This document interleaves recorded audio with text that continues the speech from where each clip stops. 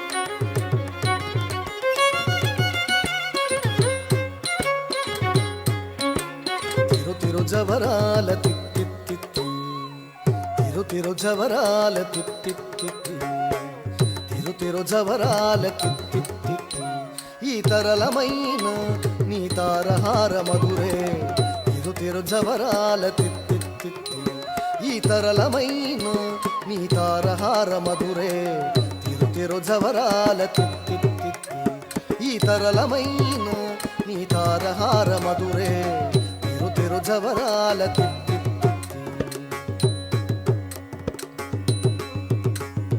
జగజక్క ఝం ఝం ఝణకీణాని ప్రకటపు మురువొప్పే భళా భళా జగజక్క ఝం ఝం ఝణకీణాని ప్రకటపు మురువొప్పే భళా భళా సకలపతికి సరసపు కొమ్మ ఈ మొగసిరి మెరసే చెమ్ముల మురిపెముల సకలపతికి సరసపు కొమ్మ ఈ మొగసిరి మెరసే చెమ్ముల మురిపెముల తిరు జవరాల తిత్తిత్తి ఈ తరళమైన నీ తారహార మధురే తిరు జవరాల తిత్తిత్తి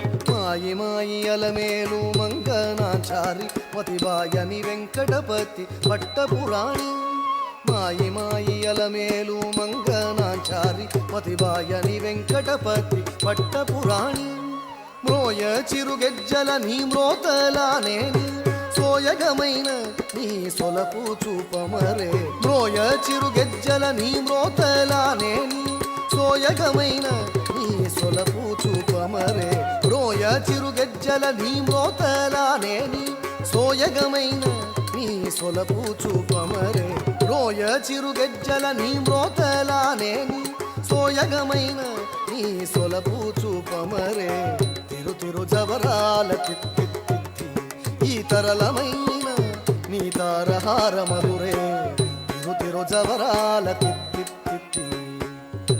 తిరు జవరాల తిత్తి తిరు జవరాల తిత్తి.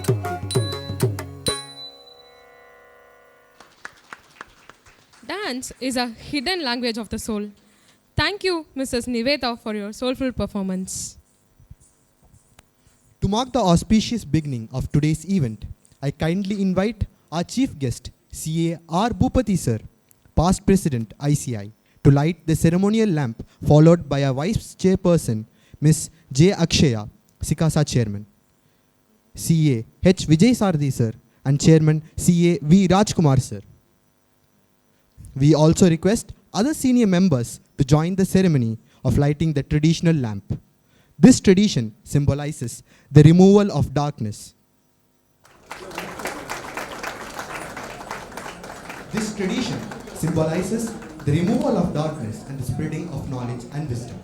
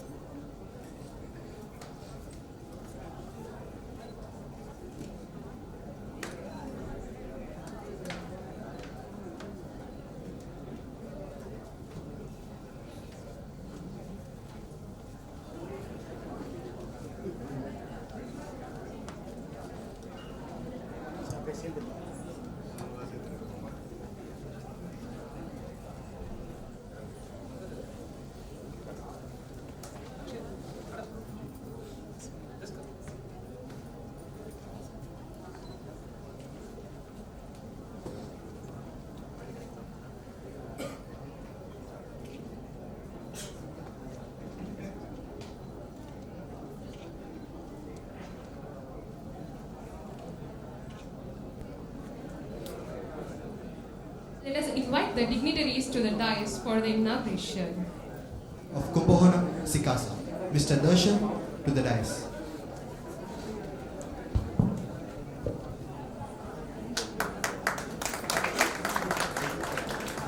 We now happily invite the Vice Chairman of Kumbakonam Sikasa, Ms. Akshaya, to occupy the dais.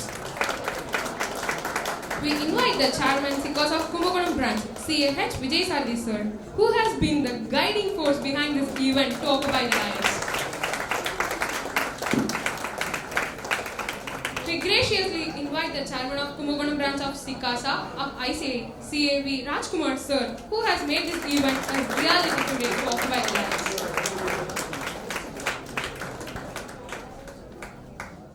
Let us now give the warmest invite to our beloved chief guest, past president of ICI, CA R. Bhupati sir, to be on stage. I request the member of Sikasa to be on the dais.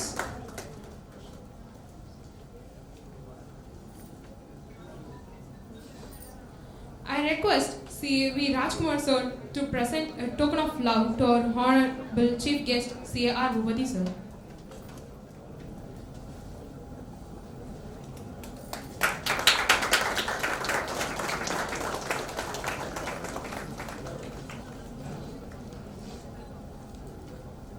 With utmost request and reverence, we invite our guest of honor, Shri C.A.G. Sitaraman sir, past president of ICA, to ritually grace the occasion.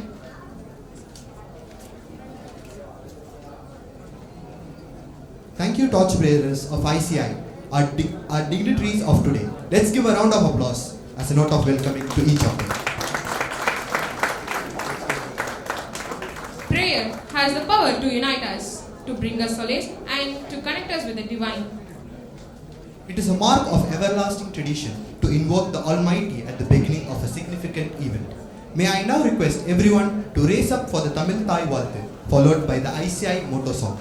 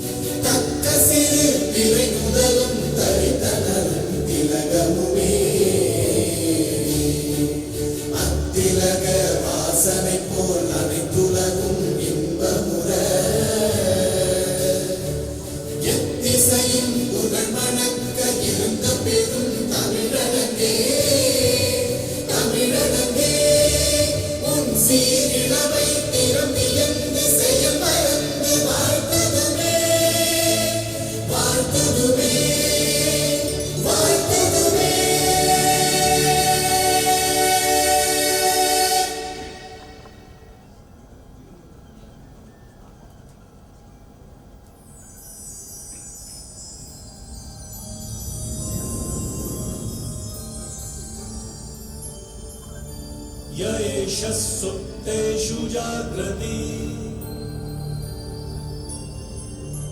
य एष सुप्तेषु जाग्रति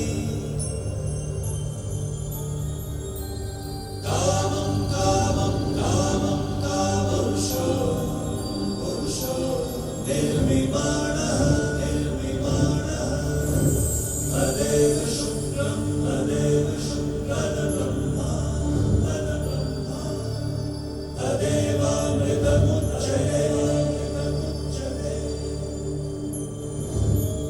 तस्मिन् लोकः तस्मिन् लोकः शतः सर्वे तदूनात्यवीकश्चन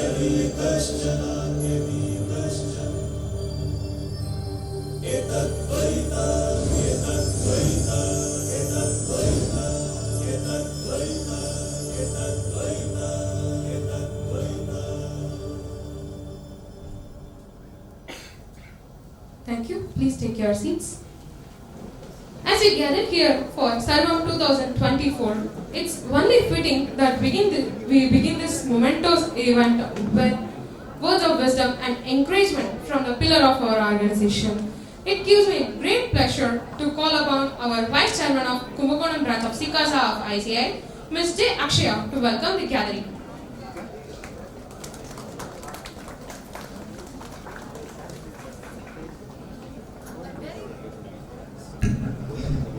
A very good morning to everyone. I want to start by saying welcome to the most anticipated and the most exciting event of the year, SARVAM, our state level students conference. I wholeheartedly welcome the chief guests on the dais and off the dais, and also the esteemed CA members. It is our honor to have your presence today. And to my dear friends, we are thrilled to have so many brilliant minds gathered here today, ready to learn, share, and of course, outsmart each other in friendly debates. So what is the conference all about?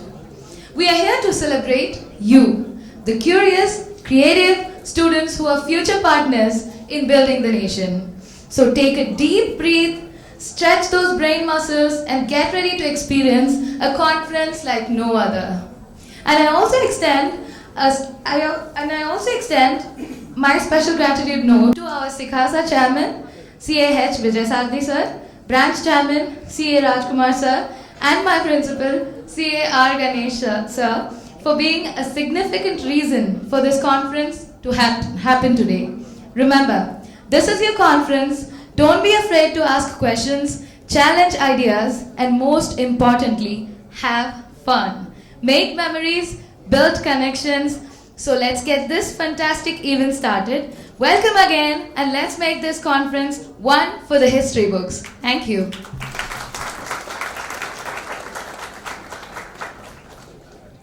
Thank you, Akshaya, for giving us all a warm welcome.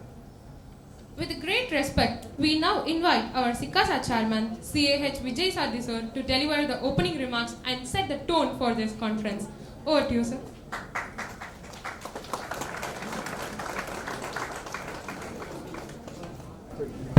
அனைவருக்கும் வணக்கம்.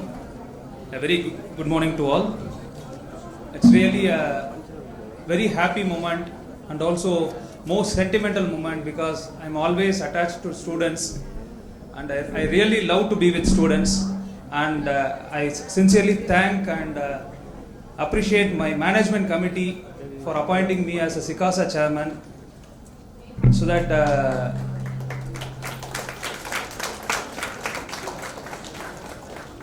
and also I want to express my gratitude to the Institute of Chartered Accountants of India for giving these kind of programs to organize for students where even we don't have a regular curriculum like college and all, to meet, network and know about new friends, present papers, for taking this wonderful effort. I really thank the Board of Studies ICAI for this organization of such a kind of events. A big thank you. Once again, I also want to, I cannot appreciate my own team, but my SIKASA team and the volunteers team, they have made a wonderful effort for the past 1 month, and really they need a great round of applause. They have made great efforts. You would have seen it. Everything is only because of them. And I want to encourage them more and more. And the next thing is that I need to tell about our chief guest, CAR Bhubadi sir. I was a science student. My interest developed in accountancy and taxation only because of three members initially. One is my father, he is a practicing chartered accountant. Number two, T.N. Manoharan sir, he is also our past president, and Bhubadi sir. I didn't have any interest in tax or something till I was pursuing my inter. For one special session, sir came there. He took me PGBP, profit and gains and capital gains. From his session, the interest came to me to take tax as the primary practicing area for me, and in such a way that you are also going to enjoy that session. Sir is also going to take one session on direct taxes, and really you will have a great experience with sir's session. I welcome you, sir. Thank you for your presence. And when I made the call to sir, immediately he said, "Students, Abba, now under." That's all. He didn't say any other thing. So he is also so much attached to a student, and he has made lot of things when he was the president of ICAI. The next is our own G. Sitaraman sir. He is our guest of honor. He will be present virtually in few minutes, and I don't know you know about him and all, but he is from Kumbakonam, and he was the president of ICAI in 2000. And from being from Kumbakonam, it is really it is a honor for us, for a person becoming the president of ICAI. And regarding this topic for the conference, theme for the conference, SARVAM. Somehow we were searching last year, all of a sudden we got Ramanuja, because on the December 22nd was Ramanuja's birthday. So we were able to find a link to Kumbakonam, that date and everything. But this time we want to have some topics which also has connect with Kumbakonam. In the sense, I could see lot of students from here moving to Bangalore, Chennai or Coimbatore to do articleship, to attend classes or something. But our committee, and personally I feel that சர்வமும் உங்களுக்கு கும்பகோணத்துல கிடைக்கணும். அதுக்காக தான் வந்து இப்படி ஒரு topic நான் வந்து செலக்ட் பண்ணோம். ஏன்னா நம்ம ஃபேமிலியை பிரிஞ்சு இருக்கிறது இதெல்லாம் வந்து நம்ம கரிக்குலத்துல it happens. But for Kumbakonam students, everything you should have an experience what other city students are experiencing. I want to bring it here, and really my committee has supported that much to organize such a kind of a conference. So that was the theme of the conference, title of the conference, SARVAM. One more thing is that I want to tell about G. Sitaraman sir. He has made his august presence virtually only, but for few seconds let us give him a great honor, because he has become a president of ICAI from Kumbakonam. The next thing is that I want to thank all our donors and sponsors who have contributed so much for this conference. Because of that only this conference has become so much colorful, and I welcome you all once again, and you will have a great experience on this conference till tomorrow evening. And today evening we have got culturals, so enjoy that too. Thank you very much. Once again a warm welcome to all. Thank you.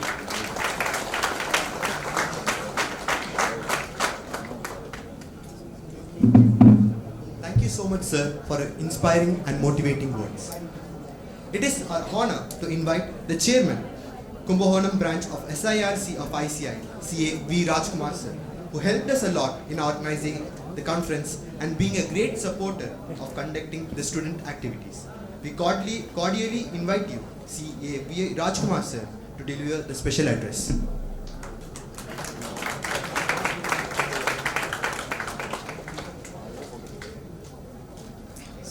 Very good morning to all.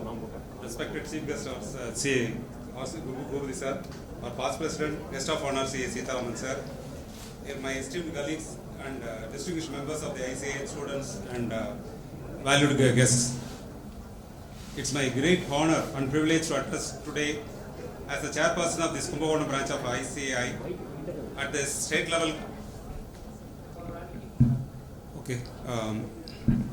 State level CA Students Conference, SARVAM. This event is not just a conference, but it is a celebration of learning, collaboration, and professional excellence. The theme itself, it's very properly coined, knowledge beyond boundaries. As CAs, we don't have any boundary, and we have to learn, and every time we are in the process of learning. This resonates the dynamic and evolving chartered accountants in shaping the financial and ethical fabric of the world. The next 2 days, you will witness the extraordinary blend of technical and brilliance and motivational inspirations. That is from the GST session, audit trial innovations, and capital market and to personal stories of relations and success. This conference is so carefully curated by our chairman, and it really gives you a very the challenges and opportunities that lie before you, and we are privileged to have with us visionary like chief guest like sir. ஏன்னா நாங்கள்லாம் படிக்கிறப்போ எங்கெல்லாம் எனக்கு super star மாதிரி. ஏன்னா அப்போது வந்து ஒரு இப்போ சாரு மனோகரன் சார் அவங்களாம் வந்து எங்களுக்கு ஒரு பெரிய இன்ஸ்பிரேஷன். அவங்கெல்லாம் அந்த அளவுக்கு வந்து நம்ம இந்த இன்னொன்று விஷயம் சொன்னோன்னா இவங்கெல்லாம் இருந்தப்போ வந்து ஒரு இன்ஸ்டியூட்டினுடைய லெவலே வேறு மாதிரி இருந்தது. நான் சொல்கிறதுக்கு சாரி தான், பட் உண்மையிலேயே அவங்களாம் பிரசிடென்ட்ஷிப் எடுத்தப்பெல்லாம் அந்த அதனுடைய இன்ஸ்டியூட்டுடைய இதெல்லாம் பார்த்தீங்கன்னா ஒரு வேறு மாதிரி இருந்தது. So really we are thankful for him to be here. I really honored being here. So esteemed speakers also there. They will bring the treasure of a lot of insights, and which will show that the invaluable and indelible mark on every participants in this gathering. My dear students, you are the future of our profession. This is your movement. This conference is a platform for you to explore, question and learn. It is an opportunity not only to enhance your technical knowledge, but also to connect with your peers and mentors. Remember the journey of chartered accountants to build on continuous learning, integrity, and innovation. Make most of this platform to expand your horizons and set your sights to greater achievements. I must extend my heartfelt gratitude to the organizing committee, especially Vijay Saradi, Ganesh, and Prasanna and other Sikasa management committee. Their tireless effort to make this event a more successful one. Really thankful to all of them. So with these remarks, I will conclude my speech. And once again, wishing it will take all memorable enriching conference today. Thank you all. Today and tomorrow. Thank you.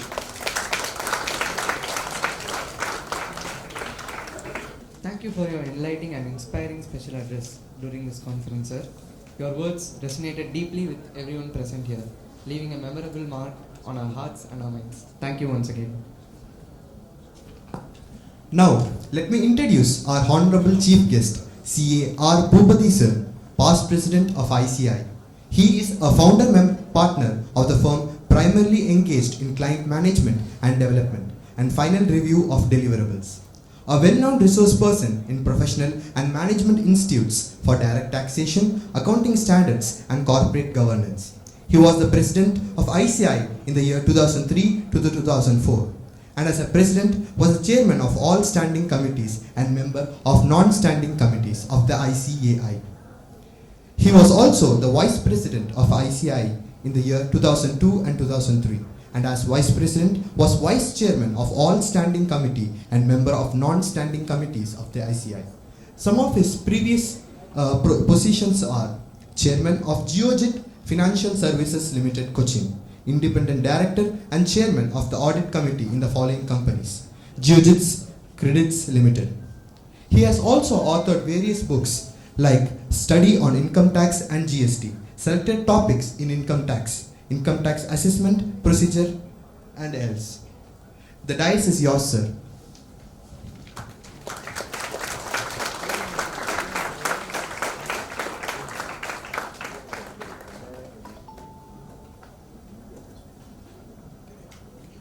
the chairman of Kumbakonam branch, C. Rajkumar,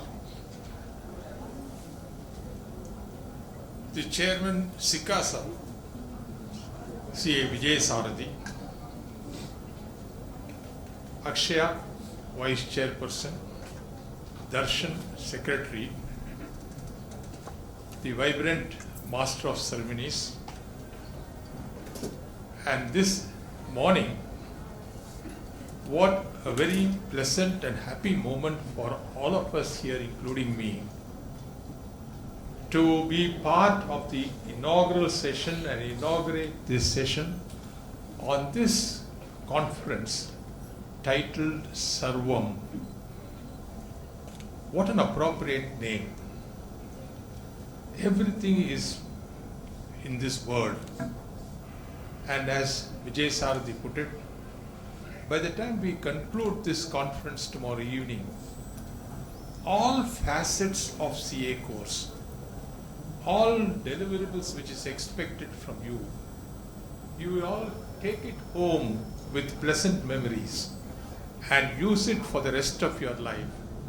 And as and when you experience those benefits, you will relive this moment which you participated in this students' conference today. Let me begin by saying I am so very happy and delighted to listen to Akshaya, the vice chairperson. The way she modulated her welcome speech, expressed her happiness and invited her.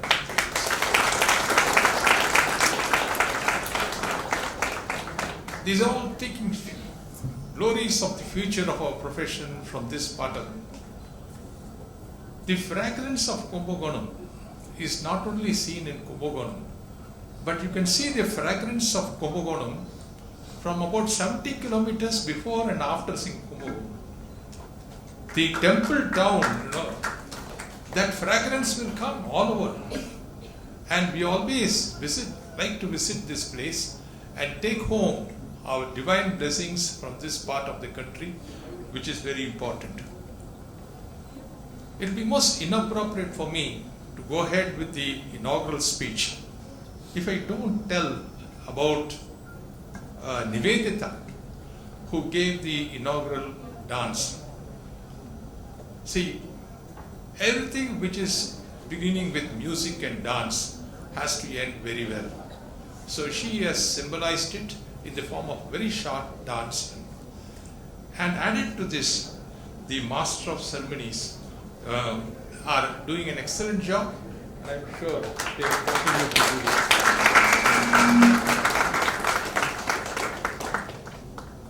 The students who have contributed so immensely. And let me explain to you. I have known Vijay Sarathi as a student. And how I couldn't place him as a student because he was very quiet, very docile.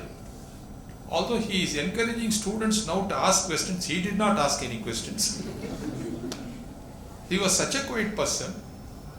And today, when he spoke to me over telephone, let me explain to you the parameters. First is the way he introduced himself to me over phone. Second, the way he expressed the importance of this conference. Third, the extension of invitation to be part of it. Fourth, follow it up by letters and correspondence and prompt communication.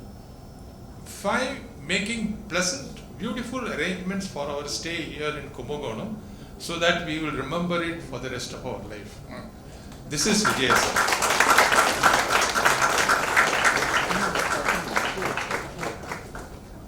That is the organizing ability. That quiet student has now been transformed into an energetic organizer and a person to motivate many more students is something which we had a small part to play for his present position, which makes us more happy. What is the importance of a conference like this? I think Rajkumar touched on this point. Students from all parts, not only from Kumbakonam, there will be somebody from Tiruchi, somebody from Pudukkottai, they will all assemble here. And when you interact with your colleagues, the person who interacts with you will tell, this particular chapter in this subject I read in detail and I had these points. You would feel that you have not read that chapter, and you will be instigated, you will be motivated, you will be pushed to read that chapter so that you become more equipped to take the exams. Similarly, you would have read some chapter, but the other person would not have read it. You both win, and it will be a win-win situation for all of you present here. So that is a very important aspect of a conference, the networking. You can note down your numbers, and then you could contact people, get to know the updates on the subjects. Being well informed is very important. So that gives an opportunity. Second thing about a students' conference like this, I do not know as a student up to now whether you have experienced it or not. But if you have not experienced till today, you will be experiencing it within the next 18 months. What is that? Sometimes you will feel that you have read all chapters in the subjects and you are ready to take the examination, and you will be happy if the examination is accelerated and advanced as quickly as possible so that you can take the exam and complete the exam. Sometimes you will get the feeling. Sometimes you will get the feeling you have not read any chapter at all, and you would like to take the examination to be postponed by 1 month or 2 months so that you can get prepared. Please tell me whether you get this feeling or not. If you get this feeling, nothing to worry. That means you are progressing. If you don't get that feeling, something to be worried, because you are always either overconfident or pessimistic. Neither should have. And now that's why, as Rajkumar put it, and I also read the conference papers, it says that motivational speakers are there also, so that whenever you reach when your enthusiasm is at a low level, somebody will come and energize it. Somebody will tell good things. Somebody will tell positive things, and then you could scale up. And Vijay Sardik called me. I asked him a specific question. Student conference, what do you think will be the most appropriate? Because I'm a little out of touch. So I asked him, sir, somebody told me that you had given a lecture some years ago about ICAI and U, and that was well received by the students. So if you could say something like ICAI and U, it will be very appropriate, sir. He did make a mention in passing. But I thought over it, and instead of making it as ICAI and U, I thought I could caption it as students, what is Chartered Accountancy course and you. What is Chartered Accountancy course and you? What is the benefits you derive, and to derive the benefits, what you should do to reach that position. This is the theme of the first part, that is the inaugural session, which I am going to give. Later on, I will come and tell you as how to prepare for the subject taxation, direct taxes. Now, as far as the CA course and you are concerned, I have 10 points. Those of you who want to make it note as 10 points, and at the end, find out whether you are able to revise 10 points, whether there is a count of 10 or not. Sometimes people in the enthusiasm will say 10 points and afterwards go on to say 15 points or conclude in 5 points also. So I would request you to keep a tab of this 10-point formula. Indira Gandhi gave a 20-point program. I am not so great as Indira Gandhi, but I will give you a 10-point program. First point is, you will find you are moving from a controlled regime to a free regime. Controlled regime to an absolutely free regime. During your school life and college life, you are monitored, you are supervised, you are corrected, you are, motivated at regular intervals. If you do not attend your class, there is an intimation going to the parent. In the parent-teachers meetings, the parent directly interacts with the teacher. The teacher gives comments. Then there is an internal examination, midterm examination. They review your performance, and by the time you take the final exam, you are fully equipped to take the exam. But from that type of control regime, once you come to CA, nobody to supervise you, nobody to check you. You go to office and you come back, then you have to read on your own. There is no midterm test, straight away you take for the exam. You see, from a control regime, you are going to an absolutely free regime. Therefore, when you go to a free regime, you have to be self-regulated. You have to be, do everything on your own. You'll read, you'll self-evaluate, you'll self-perform, and do everything on your own. So the first feature which you have to notice, it is more by self-regulation.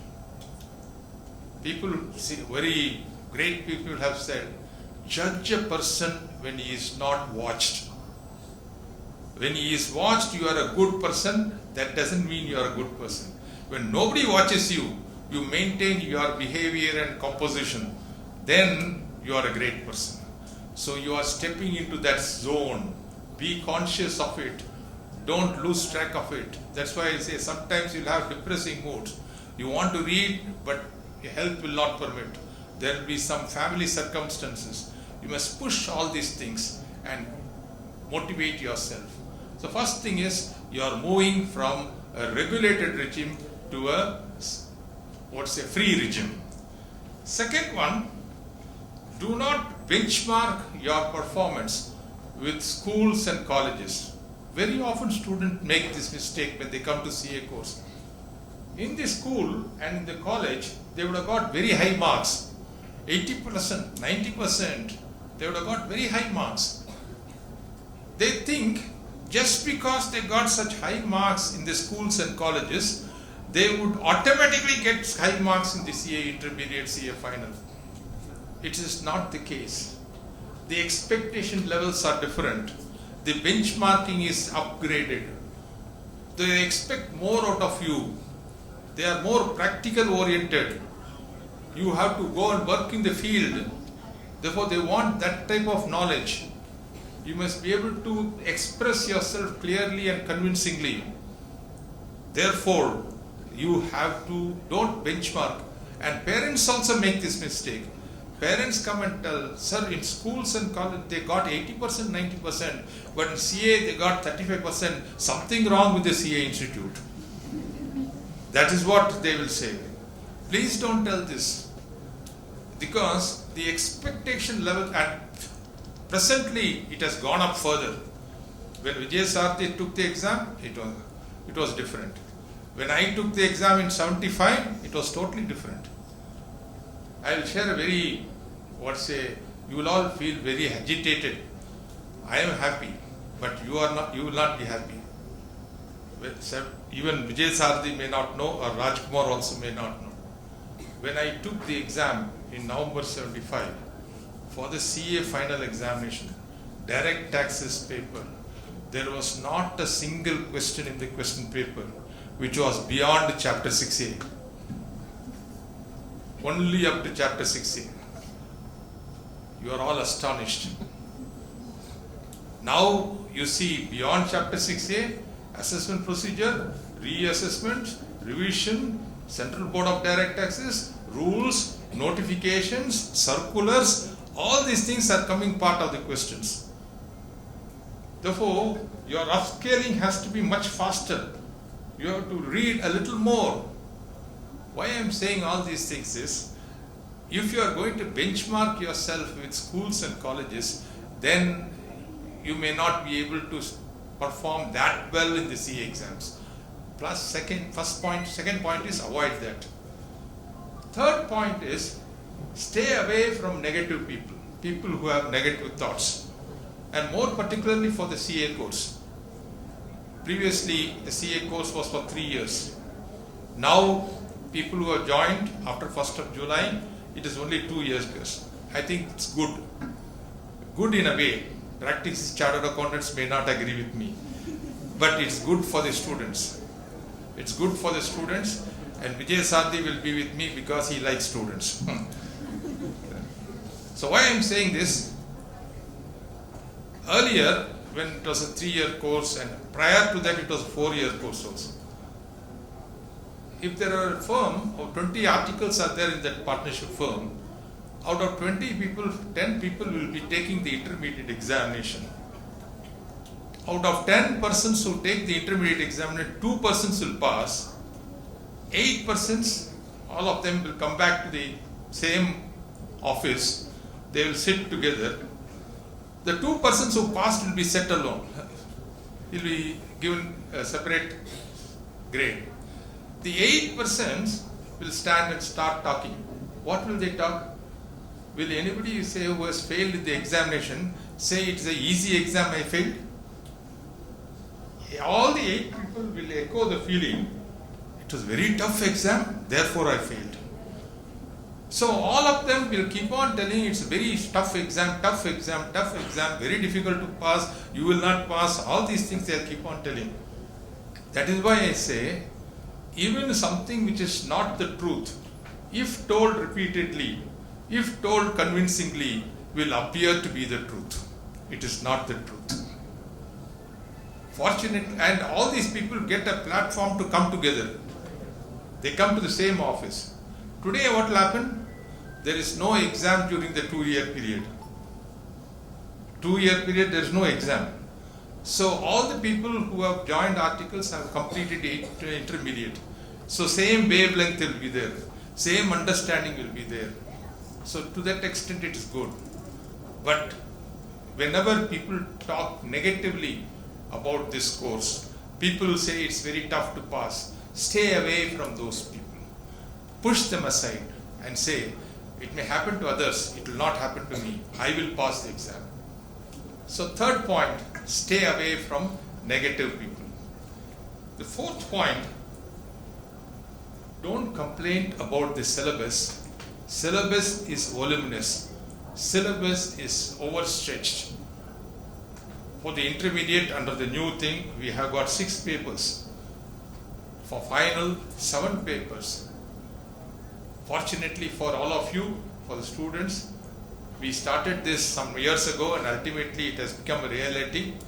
We always used to say, all the exams should not be held continuously because there's fatigue. At the end of the 8th paper, one is really exhausted. But now, fortunately, you have on gap after each exam, so that you get a time to recoup yourself. So that's good. It is voluminous, and that is why I'm going to say, whenever you read a subject, whenever you read a chapter, kindly note, make points in your own handwriting, and recollect from these points.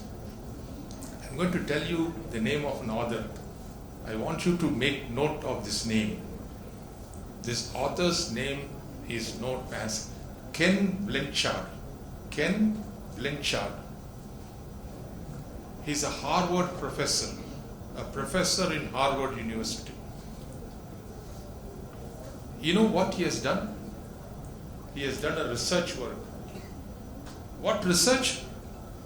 He has interacted with students like this who attend many conferences and programs and taken a survey from them, asked them some questions, and the best of the students and the average student. Then he has prepared a report. That report he has published, and Harvard University has published this report, a great report. I would like to share that entire report, but time is not permitting me to go through the entire report.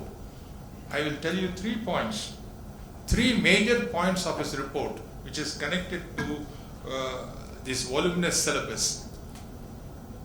What are the 3 points? whenever you attend and get an opportunity to attend such type of meetings, the first point which he is telling is take notes. Take notes. Without notes, don't trust your memory to a great extent. Second point he is telling, these are all arising out of a survey. Second point, revise your note within 24 hours. After you take down, revise it within 24 hours. Because after 24 hours, it will be difficult to read your own handwriting. Some of you will become doctors.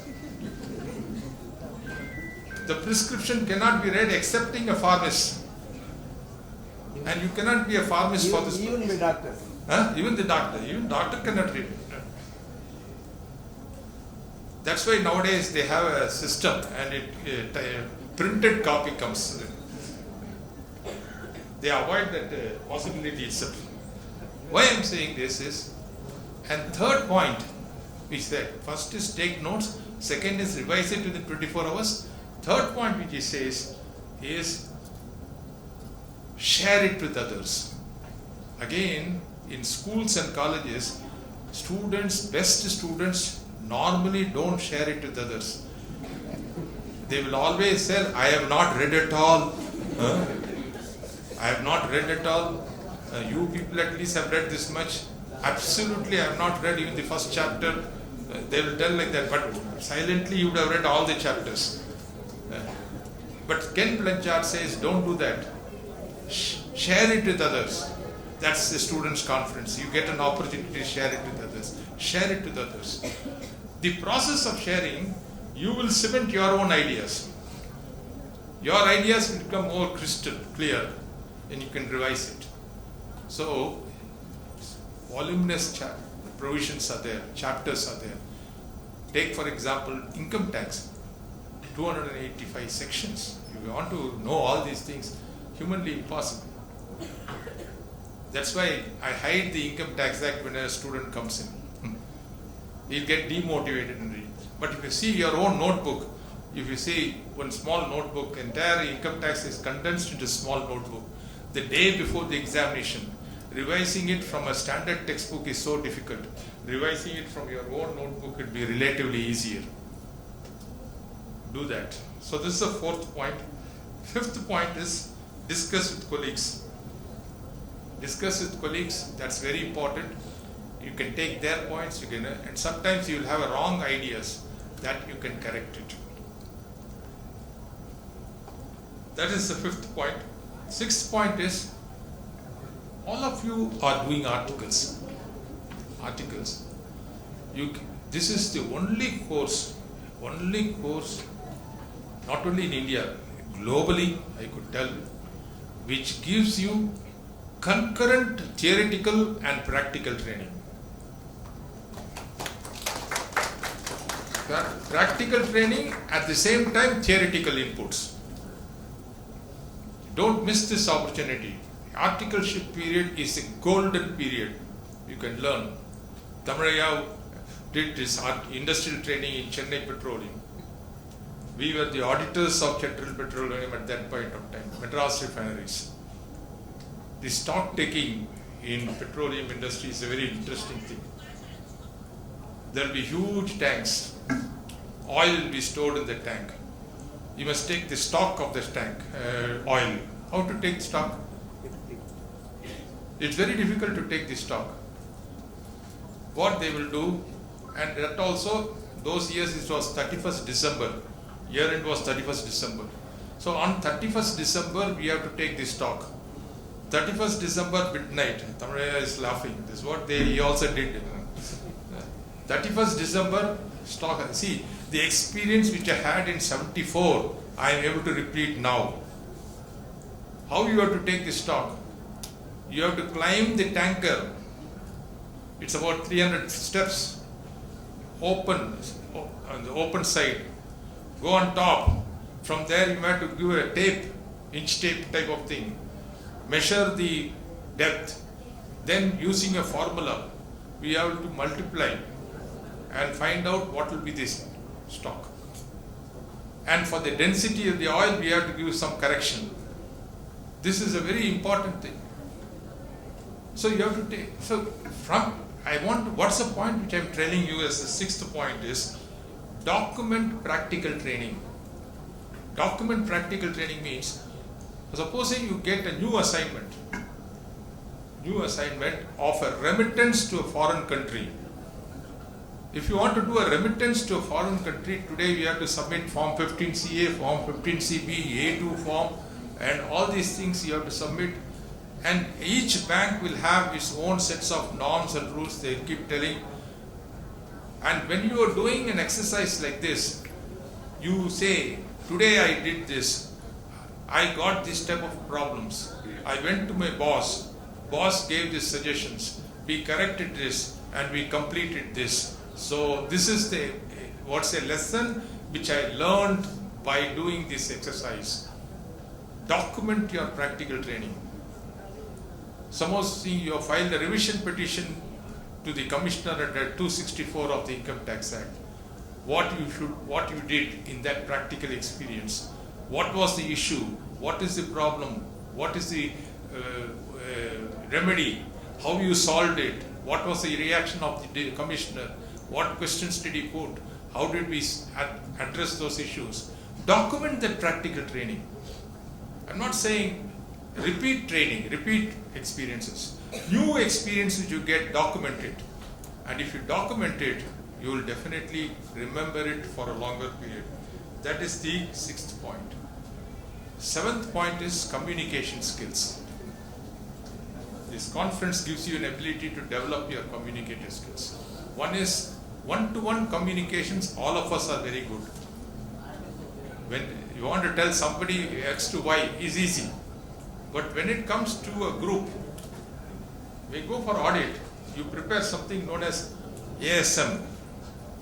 Are you familiar with this abbreviation ASM?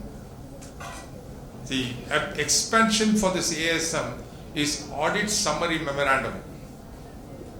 After you complete an audit, you will raise many issues in the audit. You have to go out, you cannot release that audit summary without discussion with the client. You'll call the CFO, we've got this financial officer, we've got the account staff, and we'll discuss with them. So this audit summary memorandum, with about 20 points will be there. We'll call them and ask them for their inputs. We'll write their inputs on their side. Then we'll take it to our partner. Partner will give his comments. We'll close it. This is part of a documentation for an audit.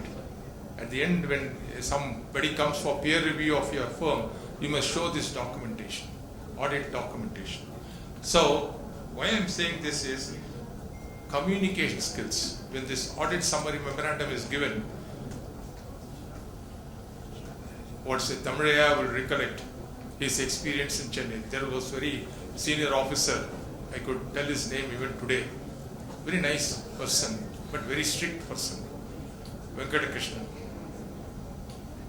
He's very, sometimes he'll get very angry. He'll shout at us. We are all article students. So we must know how to interact with them, how to react to them, how to still maintain our point. Because he shouts, we cannot keep quiet. We have to express our view. That is an art that you have to develop. So what is it? Communication skills, individual, group, and then in presentations like this. So student conference gives you an opportunity. Next point is identify weaknesses. Each one of us have got some weakness or the other. Identify your weakness and correct those weaknesses. For some of us, we are able to read fast, we are able to absorb very nicely, but our handwriting is a problem. Writing skills is a problem. Try to address those issues. If your handwriting is your problem, writing speed is your problem, at least write 10 pages every day. So each one of us have got some weakness or the other. Identify those weaknesses and correct it.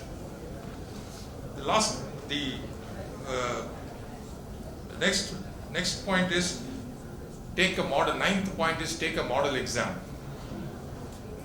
See, for everything which you do in your life, you take a trial.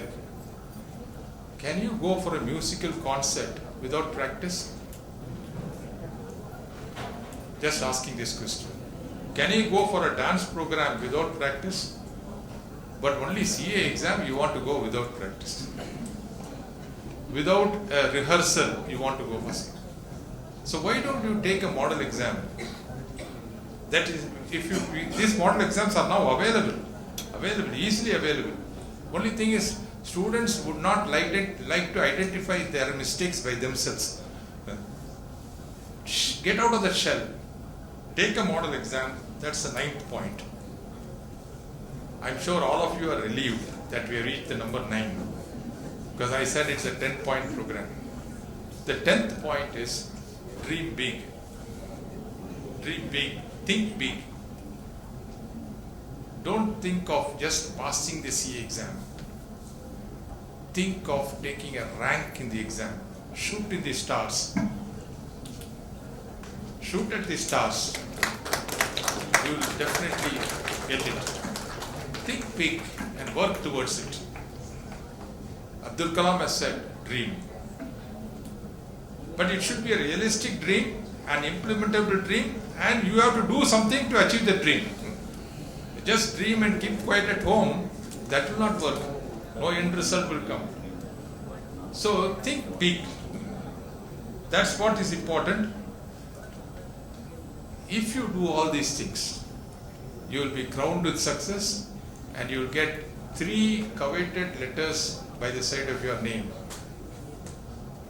This is very important. If you want to get these 3 letters, ACA, FCA, you have to do all this work. 2 years of struggle, next 40 years of comfortable life.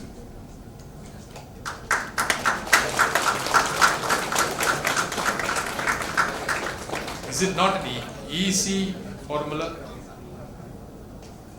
At the same time, I tell you, if you are good in other extracurricular activities, music, dance, or anything, don't discontinue it completely. Reduce it. Devote more time for studies, reduce it for these 2 years.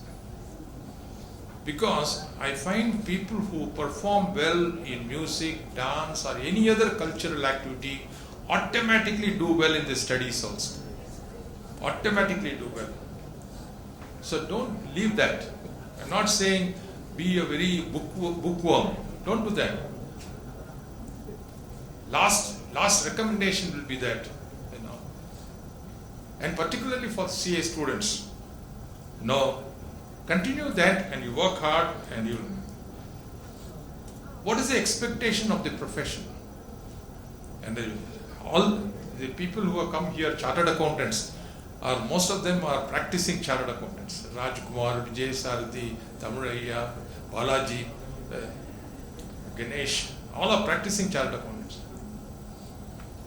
Therefore, they will all be very happy when I make this statement. People in the industry may not be that happy, but practicing chartered accountants will be happy.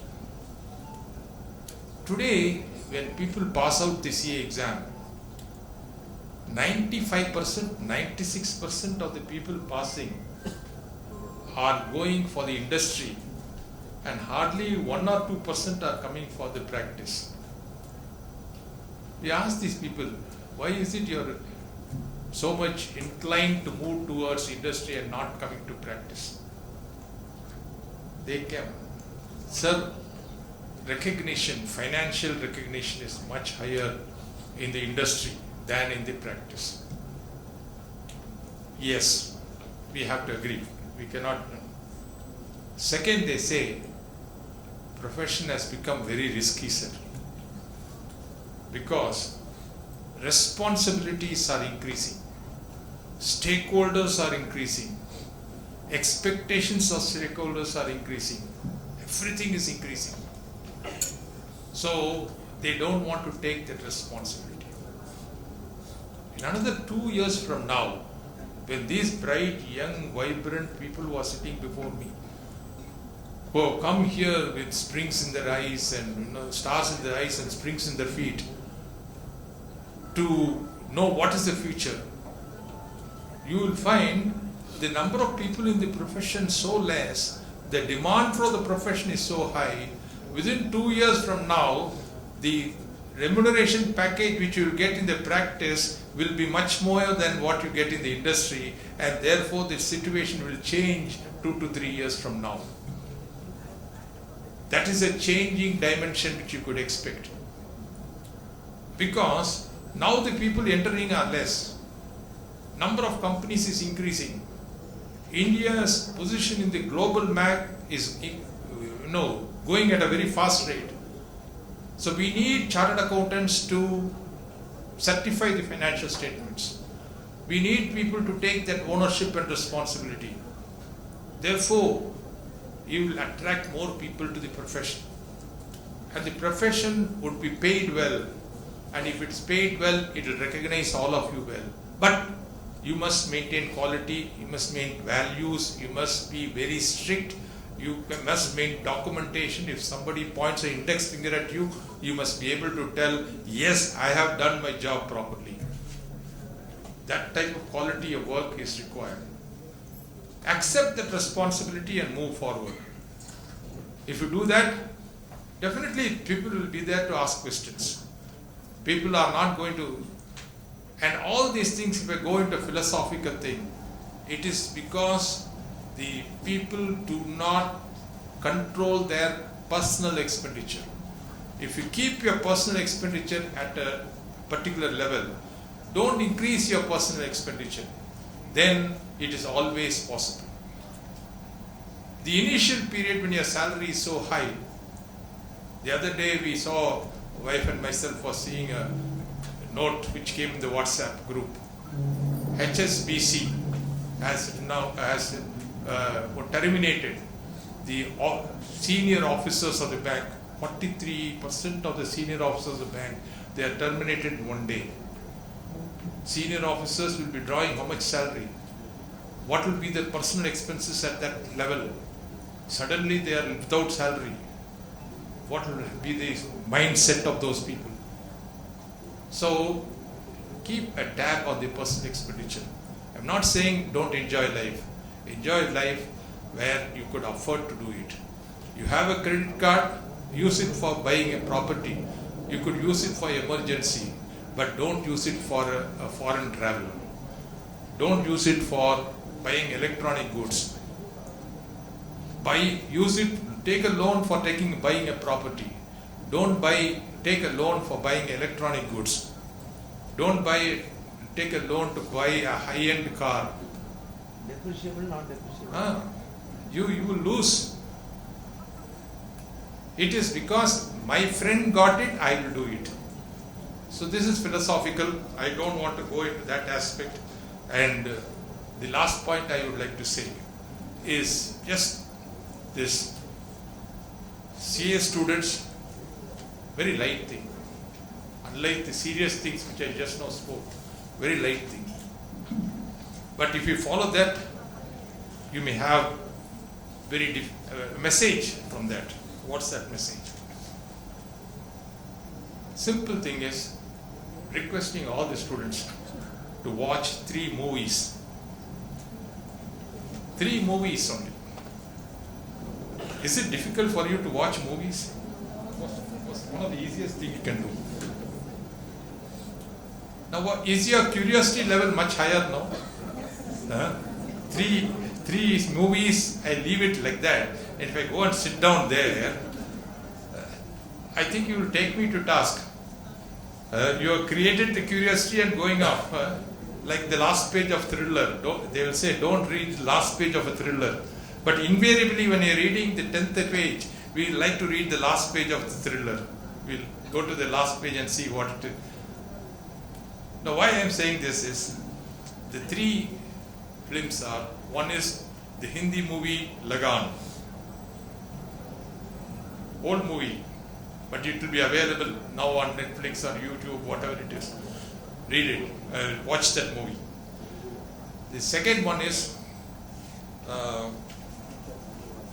movie Chak De India. Have you seen this? Yes. So what's the message in Chak De India? No, see, I've seen it, but I have not taken the message. That's very important.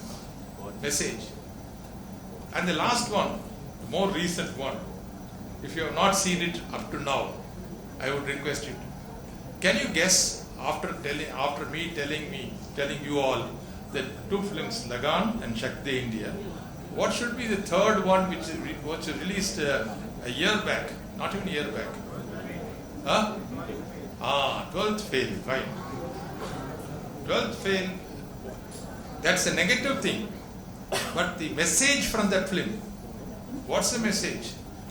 There will be difficulties, there will be hardships, there will be bottlenecks, there will be,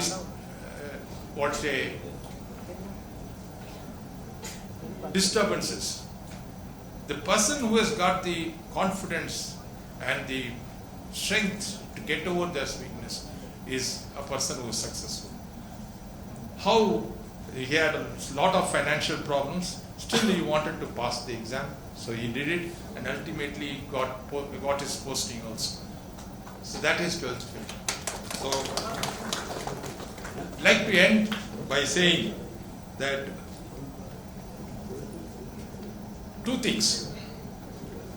The volunteers, the office bearers of Sikasa, of Kumbakonam branch, wherever they are, can you ask them to stand?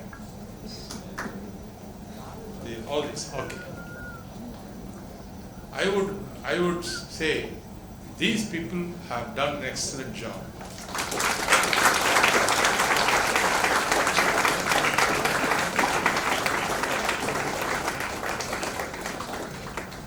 If you go to any airport, it was there earlier, now they removed it. Any airport, as soon as you sit in the aircraft, from the aircraft you can see the tankers are there, petrol tankers from which they will fill the gas to the aircraft.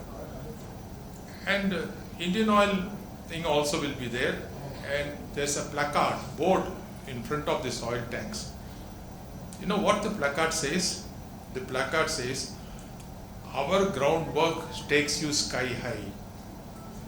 The groundwork of these people has taken all of you to sky high. I recognize the efforts of these people, and don't think that you only lost, you gained a lot as to how to get things done from others. If you are going to call a person, very important senior person, to come for an event, don't give him but one day or one time. You give him two options. It's very difficult for any person to decline both the offers. Anyone, he will agree. If you say one day and one time, then he says, I'm not available on that day, you have to come back. So these are small things which you learn in your life, and how to get things done from others. People will shout at you, people will yell at you, people will demotivate you, everything will they do. But you have to stand up. So I recognize all of you. And last point is, those of you who travel abroad, go to Singapore. If you go to sit up, you can sit down. I just want to recognize the good work done by these people. Then you go to Singapore, you have a shopping mall there. And the shopping mall, there's a beautiful board. You know what the board reads? I think Vijay Sarathi, Rajkumar and all should read it. It says that if you are happy with us, tell others. If not, tell us. So if you are happy with the student conference, go tell others. If not, tell these people. They are here to listen to and address you. Thank you very much for the very patience.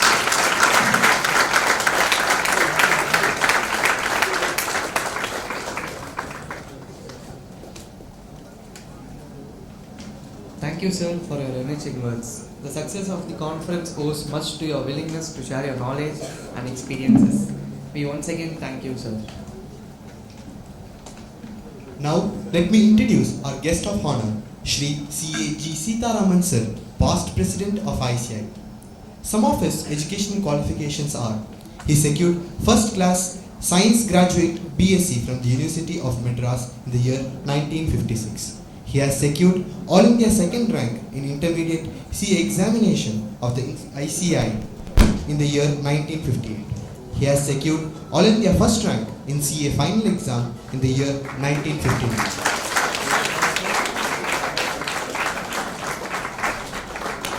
His professional qualifications are: he is a member of the ICI from the year 1962. He is a non-practicing member of the ICPA of Singapore. He is presently practicing as a partner of Messrs. S. Venkatraman and Co. LLP. He was a member of the Central Council of Institute of Chartered Accountant for 3 consecutive terms, served in various standing committees of the ICI. He is also a trustee in number of public charitable trusts. It is an honor to have with us Honorable Past President of ICI, Shri CAG Sitaraman Sir, our esteemed guest of honor, joining us virtually for this special. We also request CAP Vaidyanathan Sir to present a memento to the Chief Guest.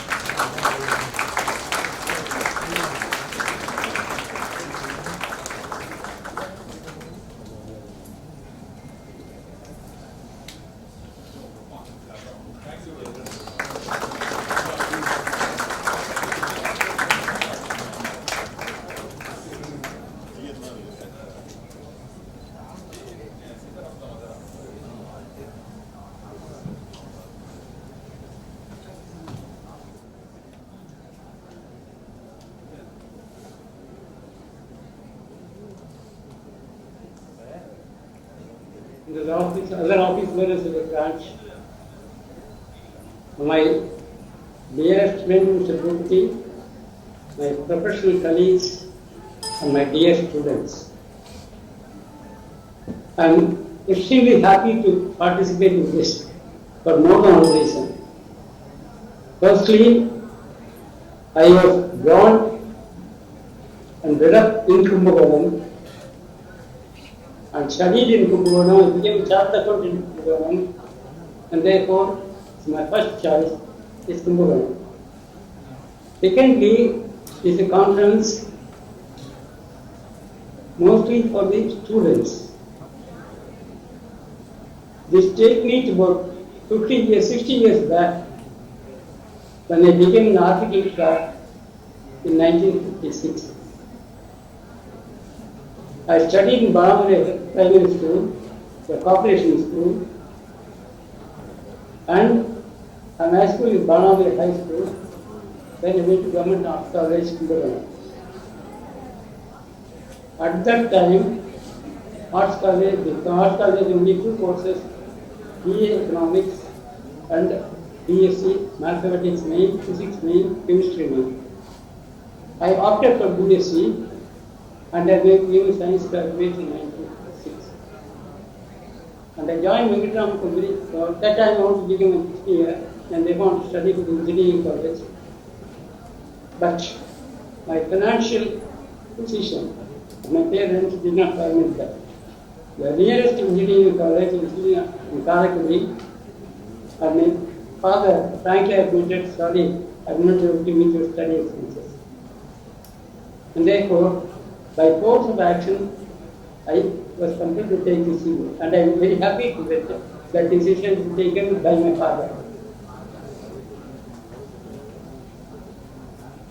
And from 1956 till 1959, when I became the article clerk in Venkatraman Company, I not only did my work as an article clerk, but I did everything practically in the office. Office tune, till preparation statement, including typing everything. You know, at that time, the position is, we will not offer a premium to the chartered accountants. My senior was grateful to waive that premium and gave me a stipend of 30 rupees from that day onwards. He started that. It's not as if the stipend has come. They started with no difference between the minds of the chartered accountant. So that will be great responsibility in the organization. And at that time, the office working hours was 11 o'clock in the morning and we go 6 o'clock or 7 o'clock, depending on the commitments.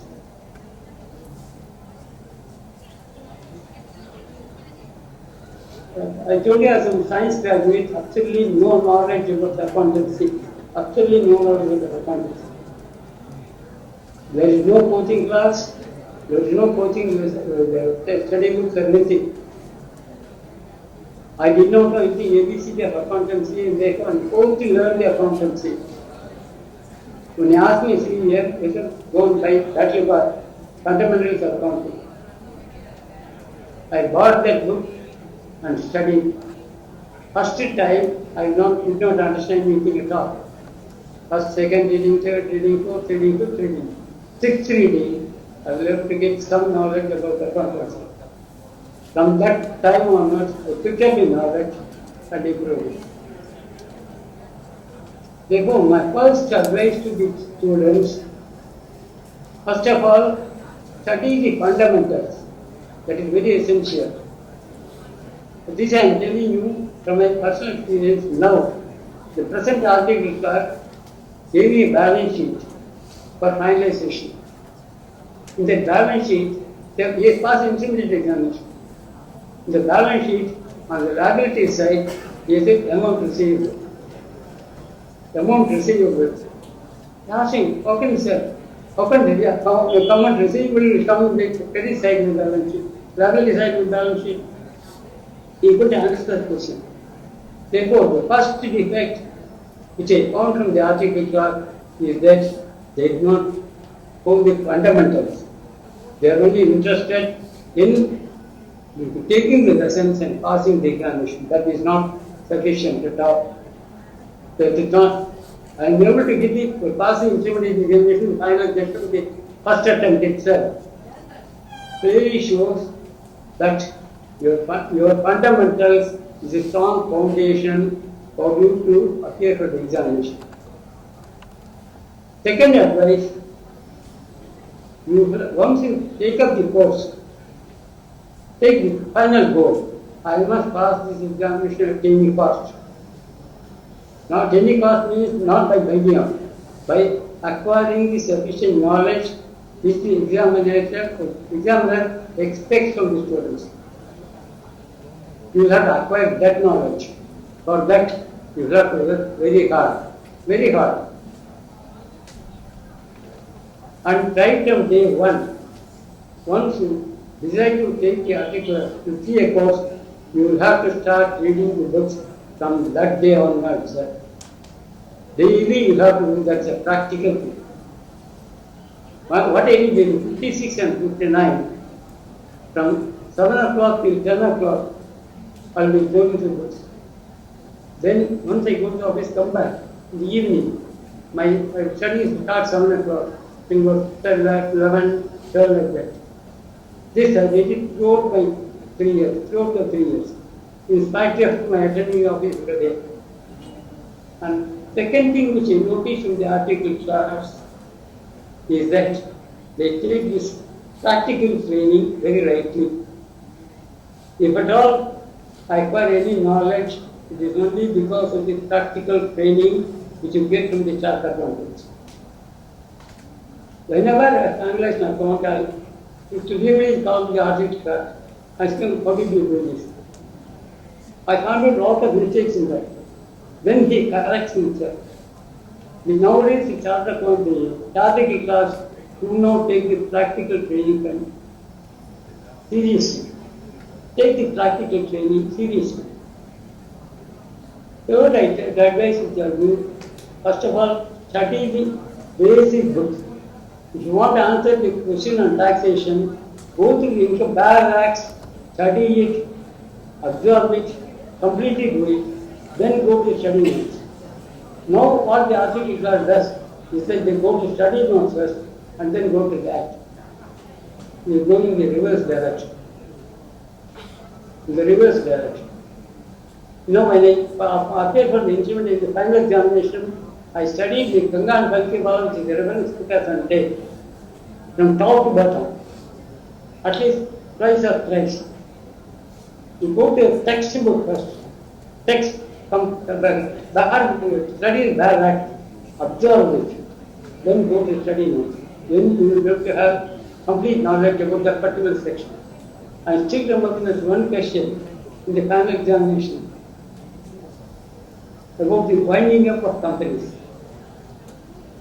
In fact, that one clause, just and equitable. What the student does, normally what they do, whatever is written, they act with it. You will have to expand it further. Just and equitable means, and what circumstances just and equitable.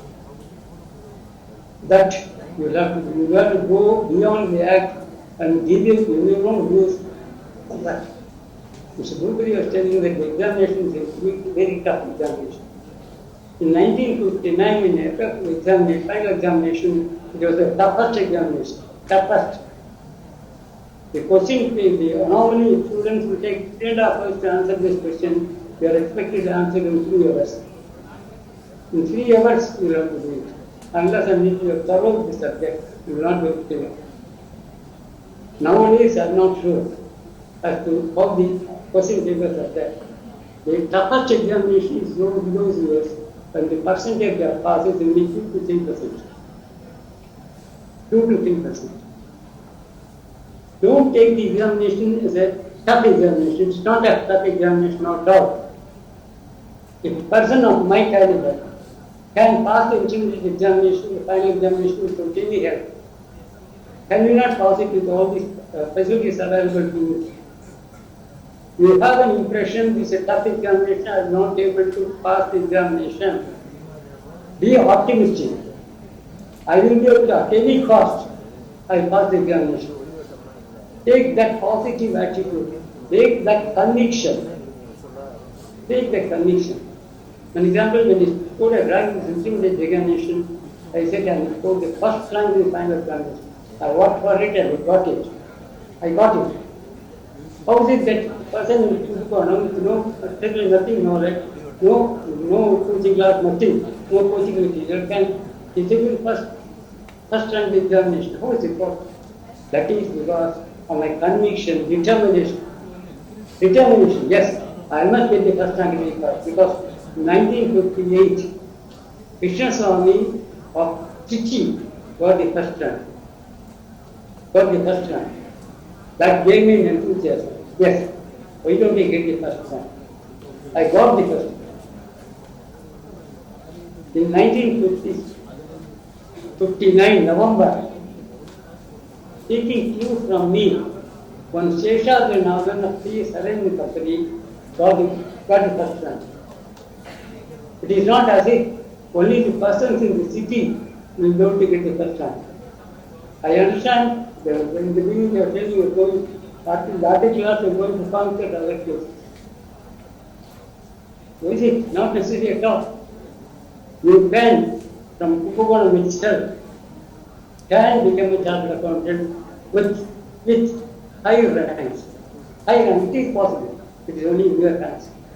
What it requires is your concentration, your conviction, your determination. Your determination.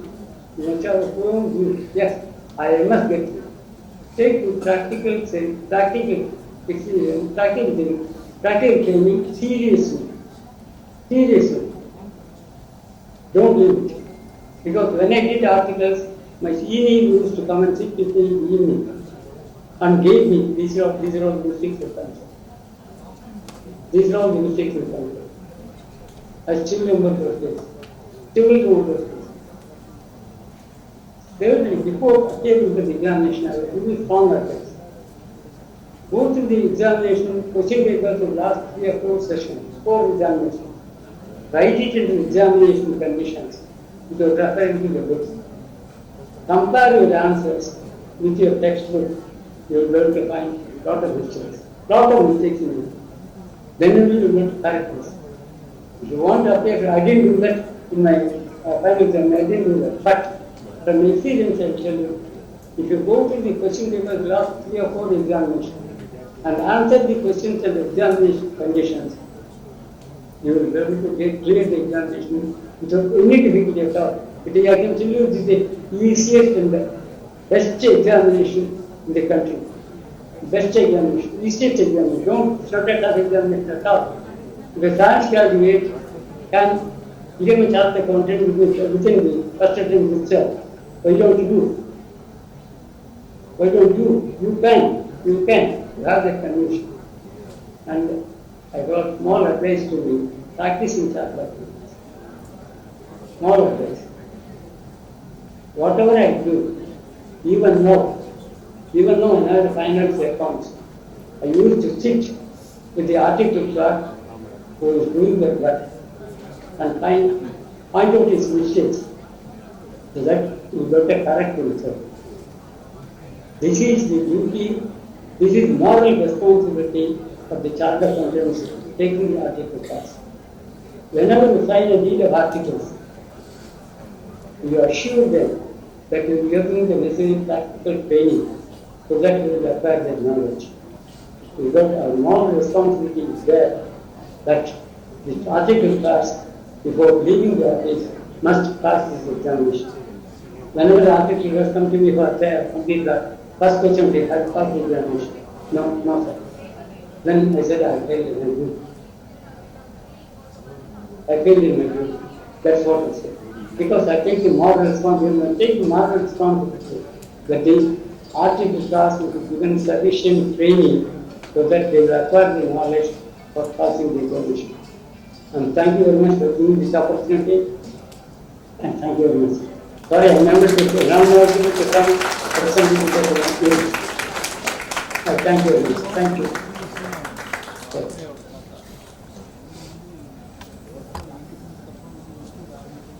Thank you, sir. Thank you for your motivating speech. Thank you. Thank you very much. Please continue the session. Thank you. Thank you, sir. Thank you very much. You are waiting for some more time or sorry, close? No. Okay. Because I got some more work. Thank you, sir. Okay. Thank you very much, sir.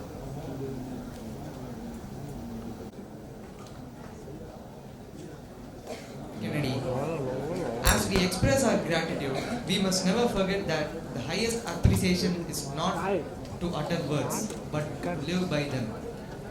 We now invite our Secretary of SICASA, Mr. U. Darshan, who truly lives up to the set quote, to render the inaugural vote of thanks.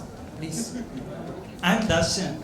It's both honor and privilege to deliver vote of thanks at the inaugural session of State Level CA Student Conference, SARVAM, hosted by Kumbakonam branch of SARC and SICASA, organized by Board of Studies ICA. This conference promises to be the landmark of this event for fostering the knowledge and inspirations. First and foremost, I express the deepest gratitude to our chief guest, CA R. Bhupati sir, for his inspiring words that have set the motivating tone for this conference. Thank you, sir. A heartfelt thanks to our chief guest of honor, CA G. Sitharaman sir, past president of ICA. Your presence today is a testament of a value placed on mentoring and encouraging the next generations of professionals. Thank you, sir. To our branch chairman, CA V. Rajkumar sir, thank you for your unwavering support and guidance in organizing this event. Your leadership has been instrumental in bringing SARVAM into our life. A special thanks to our SICASA chairman, CA H. Vijay Sarathi sir, and vice chairman, Ms. J. Akshaya, for your dedicated efforts in shaping this conference and providing an enriched experience for students. Your contribution reflected for your deep commitment to the growth and our fraternity. Last but not least, I thank all the dignitaries, SICASA team, Kumbakonam branch, committee members, donors and sponsors and volunteers and participants for making this event into a reality. Thank you all. I request our chief guest, CA R. Bhupati sir, to take over the stage. Good afternoon. Can we settle down? I think you had the stimulus, the coffee with you. So that should see you through the next 45 minutes to 50 minutes. Why I taken this particular chapter is to impress upon you as to how to go about prepare for the direct taxes paper.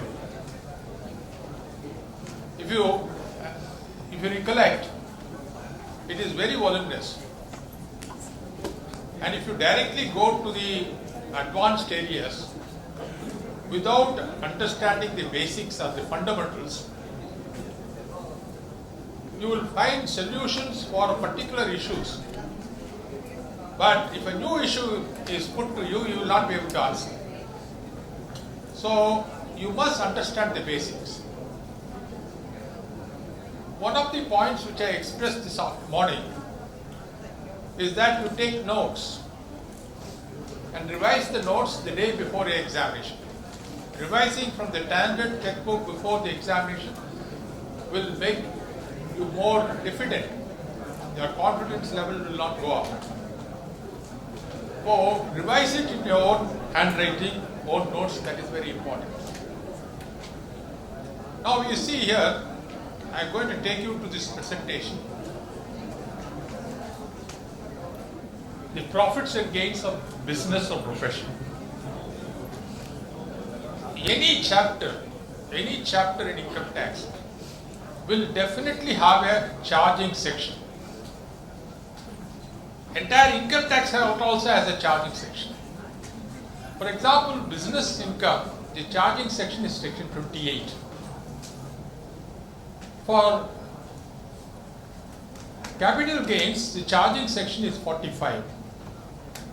For other sources, the charging section is 56. For each head of income, there is a charging section. So you must take the charging section, underline or highlight the important words, get to know the meaning of those words, and try to discuss certain developments. Now you see here, the charging section is 28. There are many clauses there.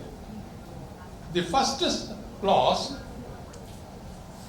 those words which are printed in red color requires some further explanation, clarification. Profits and gains of business or profession carried on during the previous year. Every word in this section is very important. Profits is important, gains is important, business is equally important, profession is more important, and it should be carried on during the previous year. What is profits? You must explain that. Profits is the surplus which you anticipate from your any surplus which realizes from the activities of the assessee, business activities. Then what is gains? Why should the Act use profits as well as gains? Gains is a surplus from your activity, but something which you did not anticipate. Something comes on its own. Supposing you are doing a product, manufacturing a product which is saving the energy, and the government of India or the state government announces some sort of a bonus or incentive for those people who are manufacturing what say energy saving devices. They give you last 3 years how much you have produced. I will give you 1 lakh or 2 lakhs. If they give you some amount like that, it is something which you did not anticipate, but you got it in connection with your business. Then it becomes a gains. Profits, gains, both are added. What is business? The word business is defined. Now you have to go and write the definition of the word business. Business is defined in section 2, subsection 13. Business means any activity. Okay? Carried on for a livelihood. Any business, trade, commerce, manufacture, or any adventure in the nature of trade, commerce, or manufacture. What are the words there? Business includes trade, commerce, manufacture, or any adventure in the nature of trade, commerce, or manufacture. This is the definition. What is trade? Buying and selling is trading. What is commerce? Doing large scale buying and selling is commerce. These two words are easy to understand. What is adventure in the nature of trade? When they use the expression adventure in the nature of trade, you must know the meaning of the expression. Supposing you do a one-time activity. You buy a land and you sell that land. That profit which you get from the purchase and sale of the land, is it your business profit? I would say it's a capital gain. Because I bought a land, I sold it after 5 years, it's a capital gain. But supposing I buy a large plot of land, I divide it into small plots, make a layout out of it, get it approved, and start selling it over a period of time, then it's only one activity. Afterwards, I have not purchased land and sold it. It's only one-time activity. But even then, it says it's an adventure in the nature of trade. Because what was the intention of purchasing the land? The intention of the purchasing the land was retaining it or was selling it. And also you did some organized effort. What's the organized effort? You made it into plots, you advertised for it, you borrowed some money, you got staff to do it, you do all these things and then you sell it. It becomes an adventure in the nature of trade. Although only one land you have purchased and sold it, it amounts to an adventure, it becomes business. Similarly, if you buy one share and sell a share, then it becomes a capital gain. But if you regularly buy and start selling shares, you have an office for it, you have 2-3 people employed, you raise money for it, you invest. If you start doing it as an activity, then it becomes an adventure in the nature of trade and becomes a business activity. So, section 28 talks about profits and gains of business or profession. This business I have explained to you. What is the other word which you need explanation? Profession. What is profession? The word profession is defined in section 2, subsection 36. Section 2, subsection 36 defines profession. You know, this is the shortest definition in the income tax law. Shortest definition is the definition of profession. It has only 3 words. Profession has got only 3 words. What are the 3 words? Profession includes vocation. That's all. Profession includes vocation. What is vocation? Any activity involving skill. Any activity involving skill which when applied and you get it, it's a vocation. If you do, a classical case was the role of a philosopher. A philosopher used to go to various places, give lectures on philosophy. He will give lectures on philosophy and he will not collect any amount from the participants. Not even a single rupee he will collect. His principle. But at the same time, he will have a collection box in front of the place where he is giving the lecture. And he will say, those people who are interested to voluntarily contribute, I am not asking. If you want to voluntarily contribute, because you feel you derive some benefit out of it, you could contribute some amount at home. And people used to contribute. Now he says, I don't charge anything. They are giving it out of their own thing. Therefore, it's not my income. Now please tell me whether it's an activity involving skill. Is the philosopher having any skill?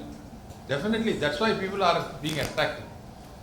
So an activity, it's an application of skill. Is he getting some reward for it? Therefore, it becomes an activity and it is chargeable to tax under which head? Profits and gains of business operation. To make things a little more easier for you, let me ask you a disturbing question. Disturbing question in the afternoon. Do beggars in certain part of our country have a taxable income? Now I am asking you beggars in, I read an article which said that the beggar in the city of Bombay owns a flat in Pedar Road. Just imagine. No. So there is a possibility of beggars. Is it an act involving skill? Yes, sir. Is it an act involving skill? Answer is yes. Act, application. And if at all he is to be charged to tax, it will be charged to tax under which head? Along with all of us. Now, what you get is an act. I am just trying to make you understand the meaning of the expression profession. Profession includes vocation. Vocation is an application of skill by which a person carries on his livelihood. Therefore, a philosopher example and a beggar example. You can give the philosopher examination, the question answer paper, but don't give beggars example. Beggars is for you to understand, that's all. Now, it should be carried on during the previous year. And if it is not carried on, okay, and please be careful. Our people very careful while arguing income tax matters. If any possibility they could reduce the tax, they will do it. Now it says as carried on during the previous year. Is it necessary that it should be carried on throughout the previous year, or it can be carried on part of the previous year? Even part is enough. There is no need for them to tell whole or part of the year. Even part is implied, so you have to take it that way. Otherwise our people will say 11 months they will carry on, 1 month they will not carry on, and they say it's not carried on during the previous year. A part of the year also is sufficient. That's all. Having finished that part of it, now we will come to, there are certain aspects wherein people do, okay, we can go on with the other aspects of it. Sir, profession in the meaning mattu, other than include vacation meaning oda section fullave 44 நம்ம AD க்கு வரப்ப அதுல வந்து they should have a yes, you list it out, that's all. They list it out and you can take that also. That, you see, again he has raised an important question which has to be clarified. There are definition sections in the Income Tax Act at different places. There is a definition section in section 2 of the Income Tax Act. There is a definition section under each chapter. There is a definition section under each section. If a definition section is there in a section, it is applicable only to that section. If a definition section is there in the chapter, it is applicable only to that chapter. If a definition section is section 2 of the Income Tax Act, it applies to the whole of the Income Tax Act. And section 2 will begin by saying, in the context do not otherwise prescribe. If the context prescribes, that definition will apply. 44A very specifically will say, for the purpose of PGBP, this is the definition of business. What we are talking is generic definition under section 2 of the Income Tax Act. So, his question, you see, the advantage of people coming together, his question made me clarify one point which otherwise I would not have opened my mouth. The importance of definition under section 2, under chapters, under particular section. If you see the business income, the definition section is given as 43 of the Income Tax Act. If you see, and in 44AE there is a separate section for business income. Like this, it is possible. We have to go by that definition for that purpose. Okay. These are all things which I explained. Business, all these things, except profession includes vocation. Up to this point I have covered. Now we will come to next one is compensation for termination. Now, you have an agency business, which FMCG product company which is good here. Anything? Hindustan Levers? They manufacture FMCG products. Okay? A business entity in Kumbakonam is the agency for Hindustan Lever products for a particular locality, for a particular area, for the city of Kumbakonam, for a period of 5 years. They appoint you for 5 years. So you are the person representing the agency. And after 2 years, the Hindustan Lever's senior officer comes and tells you, sorry, from tomorrow onwards your agency is cancelled. They entered into an agreement for 5 years, but they cancelled it after 2 years. Now please tell me, as a person doing agency business, overnight if they come and cancel your agency, will you accept it? Now even if you accept it, what will you ask them? You will ask for a compensation. In income tax, any receipt to be constituted as income, it should be a revenue receipt. Capital receipts cannot be considered as income. Is it not? So, you are going to ask me, I am going to ask you a question. When do you say, if you receive some money, is it revenue or capital? How to decide whether it's a revenue receipt or a capital receipt? Any questions, any answers for this? When you have received the money of 5 lakhs, is it a revenue receipt or a capital receipt? Is it income or not income? So what you should, I give, say, a loan to you. 5 lakhs loan I give to my friend here. He has received that 5 lakhs from me. Is it his income? Is it his income when I give 5 lakhs to him? Why? Why he say a loan is not an income? He has got an obligation to repay it to me. So it's not his income. Similarly, if I give a compensation, is it an income? There's a distinction between revenue receipt and capital receipt. All revenue receipts are income. Capital receipts can be considered as income only when there is a specific provision in the income tax law. Otherwise, capital receipts cannot be charged to tax as income. You get the rule? All revenue receipts are automatically income. Capital receipts can be considered as income only when there is a specific provision in the income tax law.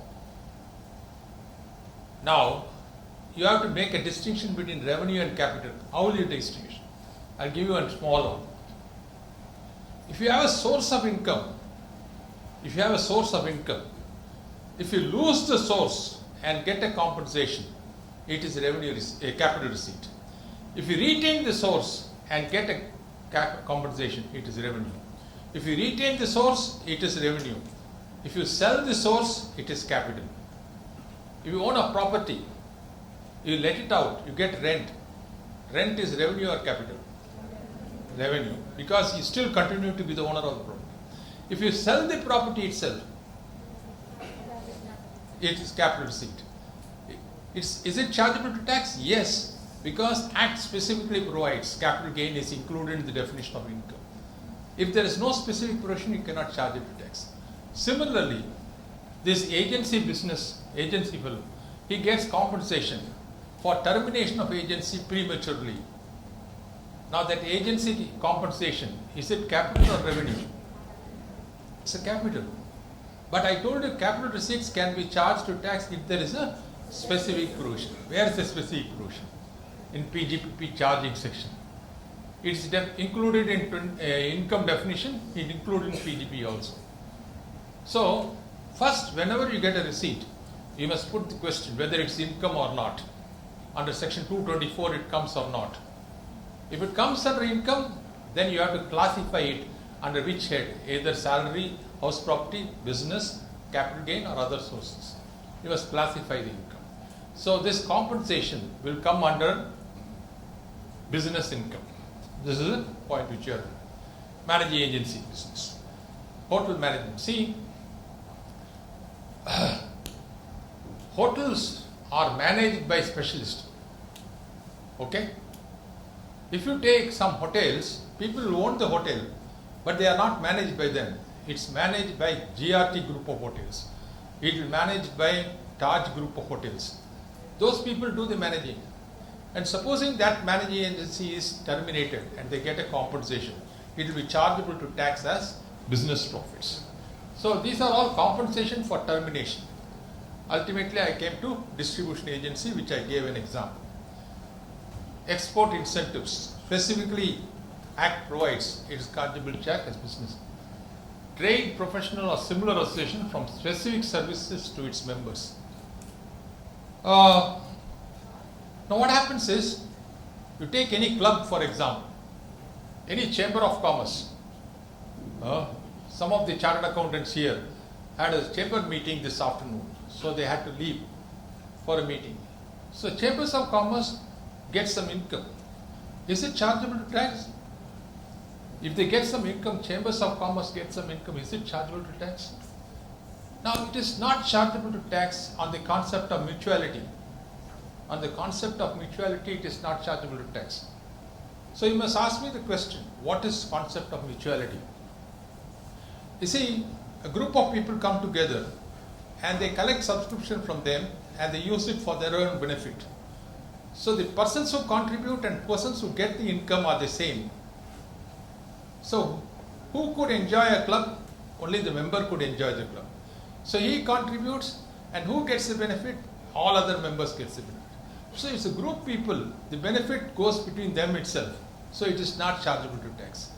But if they do a special service to a member, specific service to a member, and collect some money, for example, the chambers of commerce, they were agitated because of particular law which is enunciated by the government. So they make a representation to the government for which they collect money from their members and they make a representation. Now it is specifically for a particular service they collect some membership, then it will be chargeable to tax. That's what they say, trade, professional, similar association from specific services to its members. If it is generic, then it is not chargeable to tax. If it is specific, then it is chargeable to tax. This is what they give. Now proceeding further in section 28, benefit in kind. I'll give you a small example. You are all doing articles in a chartered accountant's firm. Your boss one day takes a decision which he will not do. I'm sure he will not do. No chartered accountant will do it. You know what that decision is? Just before lunch I'm telling you this. Decision is not to collect any fees from clients. Will any chartered accountant do it? Not to collect any fees from clients. But at the same time, the chartered accountant firm has got a variety of clientele. It's got the provision stores man, you got the textile man, you got the cinema theatre owner, you got the jeweler, you got everybody, silk man, sari shops or everything. So the provision man sends me the provision goods every month, textile man sends the textile goods, and his family visits the jewelers periodical intervals. And for this purpose, a large family. Now, do you say he is not having any income? Therefore, benefit in kind is chargeable to tax. You value the benefit and charge it to tax. And unfortunately, in section 28, the wording was any benefit in kind is chargeable to tax. So, our people argued the case up to Supreme Court and said, if the benefit in kind is completely free, then it is chargeable to tax. If it is partially in cash and partially in kind, then it is not chargeable to tax. See, supposing I give a benefit, gift item to somebody, it is chargeable to tax. Supposing I don't give the item as a gift, I give that gift plus some cash also, then it is not chargeable to tax. And that was amended in Finance Act 23. Finance Act 23 says convertible money, up to 23 it was not chargeable. If they give partly in cash and partly in kind, it was not chargeable to tax. We argued the case up to court and they got it in our favor. Now in Finance Act 23 they said, if it is received partly in kind and partly by cash, then also it is chargeable to tax. It is, they brought in the definition of income and they included in the definition of business profits. So this is coming only from the Finance Act 2023. Okay? So any small mistake if the income tax does, we are there to catch hold of it and leverage on it. Also refer to section 194R. This is where you must find link. What's the 194R? 194R is TDS. The person who is giving the benefit, should evaluate the benefit, okay, and deduct tax at source and give the. Supposing you give a car as a gift, benefit in kind. It happens in this case of paint distributors. What they do know, once they reach a particular target of orders, the paint distributors are taken on an international tour. It happens for doctors also, medical profession. The medical companies, these companies manufacturing medicines, they take the doctors for some outstation visits out of India, foreign travel. Now they say it's a benefit in kind. You evaluate it, deduct tax at source. How to deduct tax at source when you are going to give a benefit in kind? They say you evaluate it, first ask them to pay it and then ask them to go. Otherwise, you cannot. Those people who give car as a gift, you must take the value of the car, find out what is the tax deduction to be deducted, ask the person to whom you are giving the gift to make payment, pay the amount, then this is going to be a problem. So they refer to 194 also. Benefit in kind or cash in kind, not carrying on an activity. Oh, this is also very important. If you go to the charging section, what did it say? Profits and gains of business or profession carried on by the SSC during the year. Now, here I get a compensation for not carrying on an activity.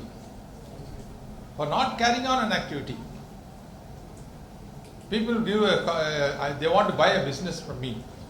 I sell the business. Supposing I sell the business and next day start the business in the next door, then they will lose. They will say, you should not also do the business for the next 10 years. I will say, if you don't want me to do the business, give me another compensation for that.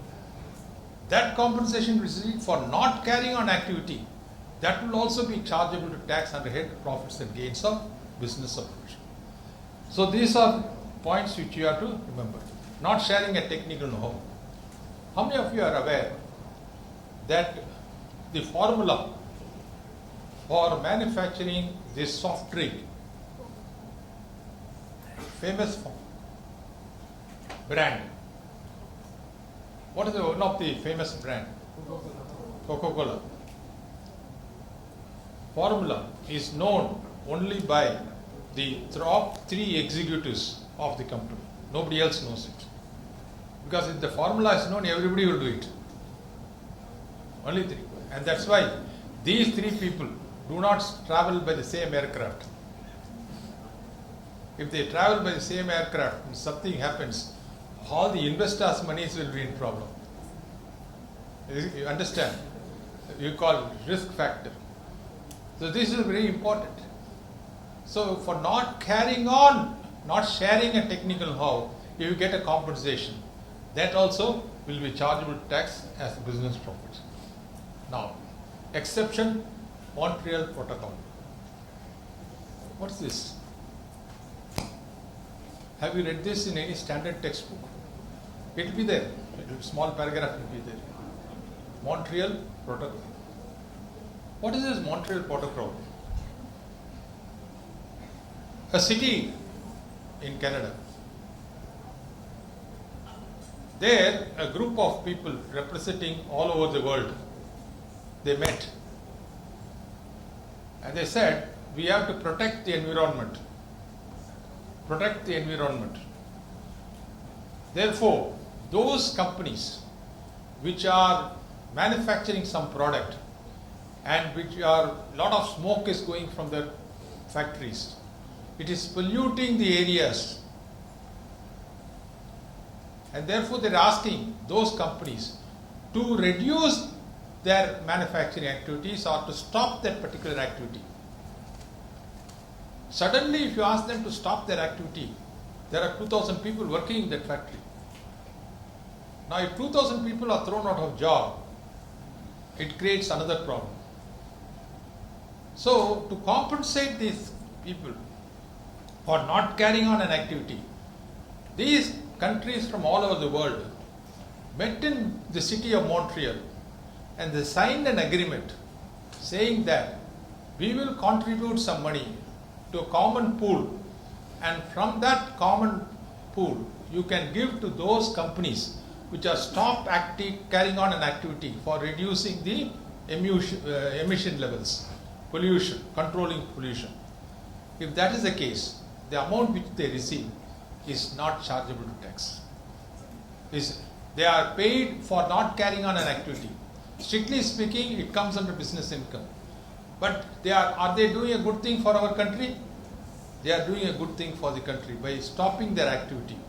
And if they stop their activity and get a compensation, it is not chargeable to tax because Section 28 gives an exception for it. It's called Montreal Protocol. Now this is what I said as an example. Take notes. In Section 28, if you see, all these points are given in a sort of and if you see any standard textbook, it will go on to 4 or 5 pages. Now what you do is, you have reduced it into 2 slides now. Reduce in 2 slides. And then when you read it slide, try to recapitulate what I said. If you do it, then the entire section will come within a matter of half an hour. Like that, you go through the entire chapter. This is the model which I am giving you. You have to continue to read the other chapters, other sections also in the same fashion. So section 28 has got all these points which you have to note. It continues further. Specific situations. What are the specific situations? Akshaya is there. Akshaya, a partnership firm, is it a legal entity?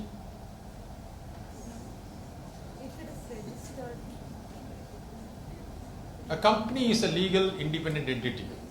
A partnership firm, it's a group of people coming together with a common purpose. Is it not? So it is, strictly speaking, not a legal entity. It is only a taxable entity. The definition of person under the Income Tax Act includes a partnership firm. It's only a taxable entity. What is a partnership firm? It is represented by 5 partners, 6 partners, 8 partners, like that. Therefore, if you are an individual, if you pay salary to yourself, is it allowed as reduction? As an individual, I am the proprietor of a company. If I draw salary from the proprietary concern, proprietor and the individual are the same. I cannot claim salary. Salary is not deductible, salary will not be chargeable to tax. Similarly, a partnership firm is not a legal entity. It's only a taxable entity. Even though governed by Partnership Act. Even though covered by a Partnership Act. Therefore, in Section 40 of the Income Tax Act, very specifically they say, if firms are paying remuneration to the partners, it is allowed as a reduction subject to conditions. If not for that section, you cannot claim the remuneration to partners as a reduction, because partners and the firm are the same. Firm and partners are the same. So you cannot pay remuneration to partners and claim as reduction. But 40 says salary paid to partners is allowed as reduction subject to conditions. What is the condition? There should be a clause in the deed. It could be only prospective, okay? And second, there is a monetary limit. In the Finance Act 24, they have increased it to 6 lakhs rupees. Like that, they are given some limits. So this is what is the provision here. Interest, salary, remuneration received by a working partner of a firm. Not all partners, again working partner, but most of them can be working partners. Firm is only a taxable entity and not a legal entity. A firm collectively represents all partners. These are things which I just now explained to you. Refer section 40B. 40B only says that remuneration paid to the partner, interest paid to the partner will be allowed as deduction subject to conditions. I say like interest remuneration deductible subject to conditions. Now you see, whatever I am saying orally, I am trying to take it as a small point. If you see 5-6 slides, you could get to know the full. Now coming to other specific, Finance Act 24, I told you. Remuneration up to 6 lakhs, 90% of the profits, or 3 lakhs, whichever is higher, is allowed as reduction. Balance 60% of it. This all of you are doing in your day-to-day practice. I need not explain that. Interest to partners subject to maximum 12% per annum. Very carefully I added the expression simple interest. Left to ourselves, assessee will calculate interest on interest also. So simple interest, the Act provides, not my own words. Act specifically says simple interest. And it could be only prospective and it cannot be retrospective. Because at the end of the year, if the profits are high, our people will start paying more to the partners. So they say it should not be retrospective.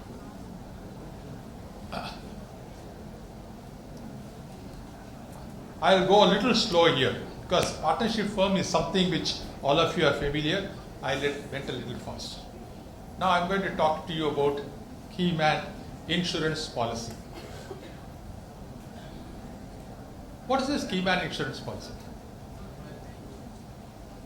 What do you consider as a key man insurance policy? In any organization, there will be very important people in the company. Is it not? If they are not coming to office for some reason or the other, the company's business will get impacted. Supposing something happens to such person, company will get impacted. So a company could take, can I take an insurance policy on the life of any of you? I cannot take. Because to take an insurance policy you require something. What is it you require to take an insurance policy? You need an insurable interest. I should have some insurable interest in him, otherwise I cannot take a insurance policy. Father can take an insurance on the son's life. You can do it. There is some interest. Similarly, a company could take an insurance policy on the life of a key person and they pay the premium. Who will pay the premium? The company will pay the premium.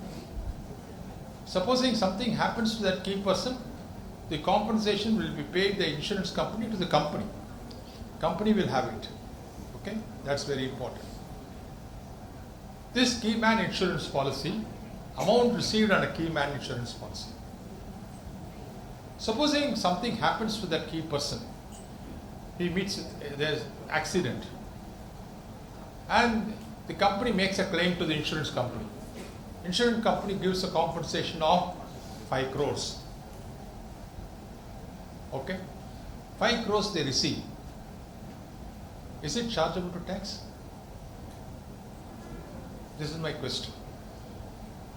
For this purpose, you have to remember this sequence. This is a methodology of reading income tax. First of all, you must take into account whether that particular receipt is included in the definition of income. Go to section 224 definition of income.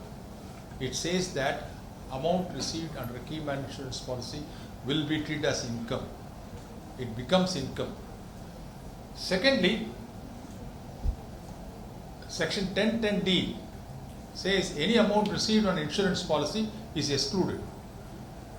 Okay? So if you receive some money on insurance policy, it is excluded. Why should the company pay tax? Read section 1010D carefully. What does it say? Any amount received on the maturity of an insurance policy or on the claim of insurance policy other than key man insurance policy. Other than key man insurance policy. If it's an ordinary life insurance policy, any amount received is exempted. But If you receive it under a key man insurance policy, 1010D says other than key man insurance policy.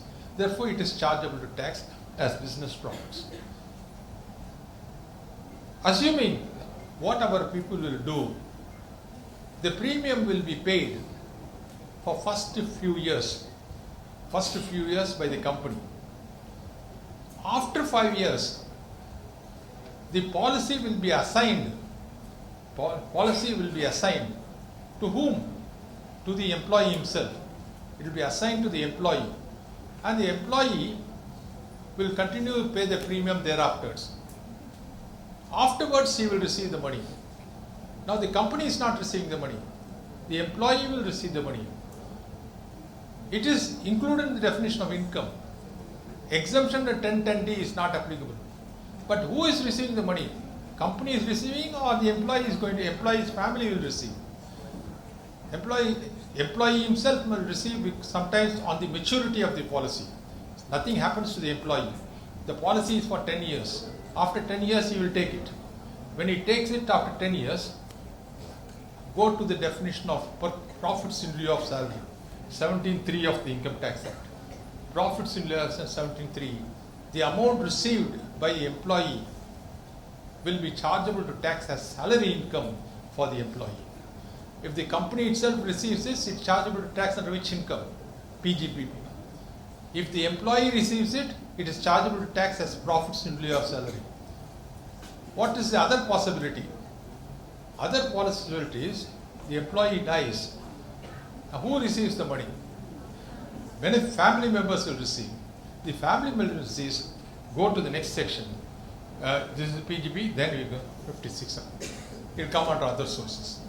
See how nicely they are arranged. Amount received on insurance policy. Is it income? 224 says yes, it's income. Can you claim the exemption in 1010D?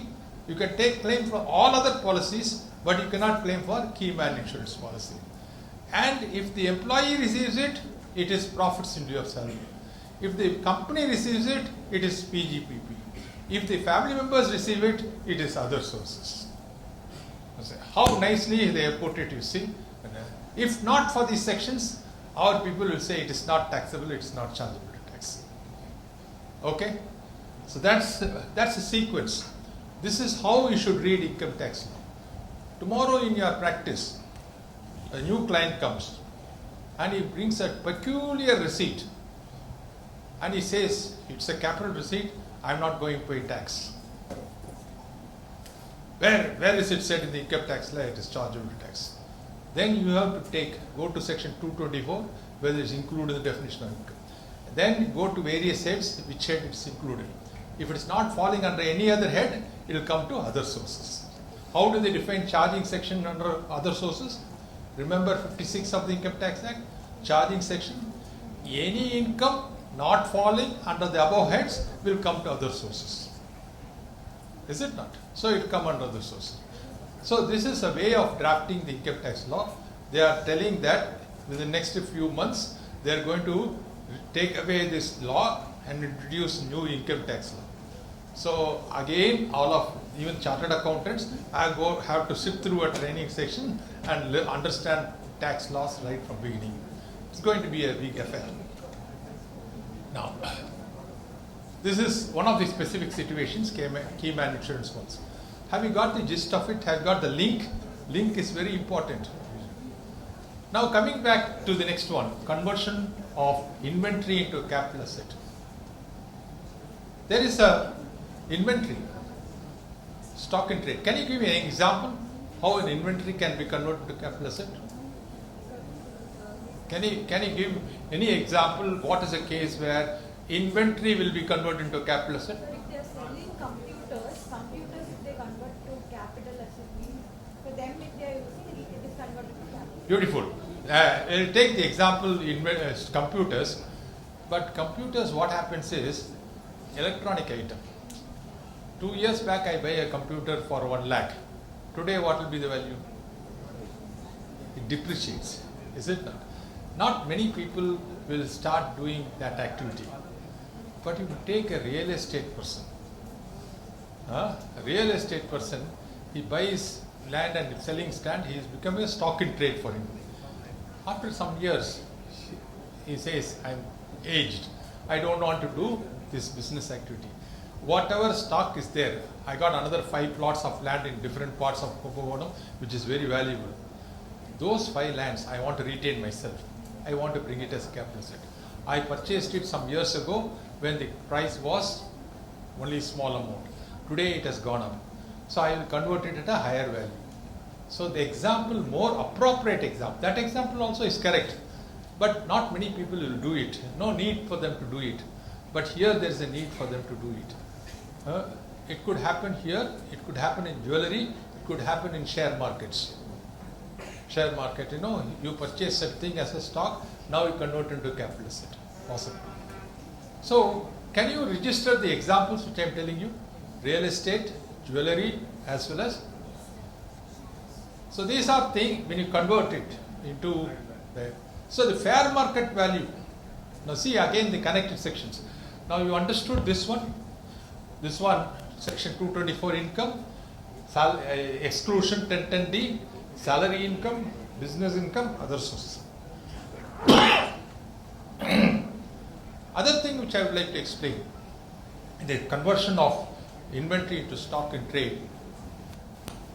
When it is converted into stock in trade, the fair market value has to be, what is the sale value? Because there is nothing. You don't get any money. Earlier it was a stock in trade, now it has become a capital asset. Who is the owner? X is the owner. Who continues the owner after conversion? X continues. There is no transfer. What they say, it is deemed as business profit. So if you want to tax it, what value? They say fair market value as on the date of conversion will be treated as a sale value. What is fair market value? You must refer to Rule 11 UA. There they say Rule 11 UA tells how to find out the fair market value. If it's the shares, the share quotation as on that date. And share on that day also will go up and come down at the last moment of that day or the average of that day. They will say something. Go to that 11 UA and find out the value. Okay? And the difference between the fair market value and the cost will be treated as business profits. Okay? Because the stock is converted into capital asset. Then, after you convert into capital asset, the capital asset will be sold after some time. After 5 years, you sell it. What's the cost of the capital asset? Fair market value. Where it is provided? Section 55 of the Income Tax Act. 49 read with 55 of the Income Tax Act. Okay? Then, how long have you held the asset? Whether it's a long term or short term? Whether long term or short term? Short term, how do you say it's long term? Because if you hold it for more than, new law says about 24 months is long term. Up to 24 months is short term. Is it not? Leave alone shares and all, other assets, it is 24 months. Is it not? Now, if that is the case, the company held it as a stock in trade for X number of years, for 1 year, 2 years. Then it converts into a capital asset. Then it is sold. Now, the period of holding, you should consider as a stock in trade also as a capital asset or not? The date of conversion. Date of conversion, is it so? Now go to 242A, defines short-term capital asset. It's asset held for not more than 24 months. And there below 242A, there were number of points in the explanation or the provisos. One of the provisos says that if a stock in trade is converted to stock capital asset, the period for which the asset was held as a stock in trade should also be taken into account for the purpose of reckoning 24 months. So what does it say? 242A refer, you must find out short-term capital asset. Then what is it, when you compute the capital gains, what is the cost? You said the fair market value, 49 read with 55 of the Income Tax Act. So it does not stop with only conversion. It goes to capital gains also. How it is interconnected with capital gains. These are points which you have to remember. Then recovery of capital expenditure allowed us deduction under section 35AD of income tax. 35AD lists out certain situations where even a capital expenditure is allowed as deduction, excluding land and goodwill. Other than land and goodwill, any other capital expenditure in certain specific type of businesses is allowed as deduction. Supposing you sell those assets and get some money, it is chargeable to recovery of capital expenditure allowed as 35AD will be chargeable to tax as business profits. So these are the specific situations, and Finance Act 24, a new clause has been added. What's the clause? In 28, again those of you who are preparing for May 25 final examination, May 25 intermediate examination, any amendment, of course intermediate I don't think you'll have in May, you have one in January, and again they are going to bring in three exams a year, no? So you have to be careful about it. Anyhow, amendments made by the Finance Act 24 will gain more importance. Now they say, if you have a property, okay, rental income from property is not chargeable to tax under head PGBP. It will be taken to house property only. It will not come, because previously people were, if the rental income is connected with the business activity, they were bringing it as a business income. Why people wanted to business income? Can you tell me reason? More deductions. In house property, only specific deductions, taxes, then standard deduction. That's all. Nothing else is there. If it comes under PGBP, you can claim depreciation on the building, you can claim maintenance, you can claim expenses for recovery, so many expenses you can claim. The people were claiming under it. But still, Act very specifically provides rental income property cannot be. But still, I could raise a question. Ganesh is here, Vijay is here, and so many other chartered accountants are here. The Act very specifically says that rental income cannot come under house property. Which is any big mall in the city of Kumbakonam? No big mall in Kumbakonam. Chennai, we have many big malls. The person who's running this mall, he lets out shops, gets rental income. That rental income will come under which head? After the amendment.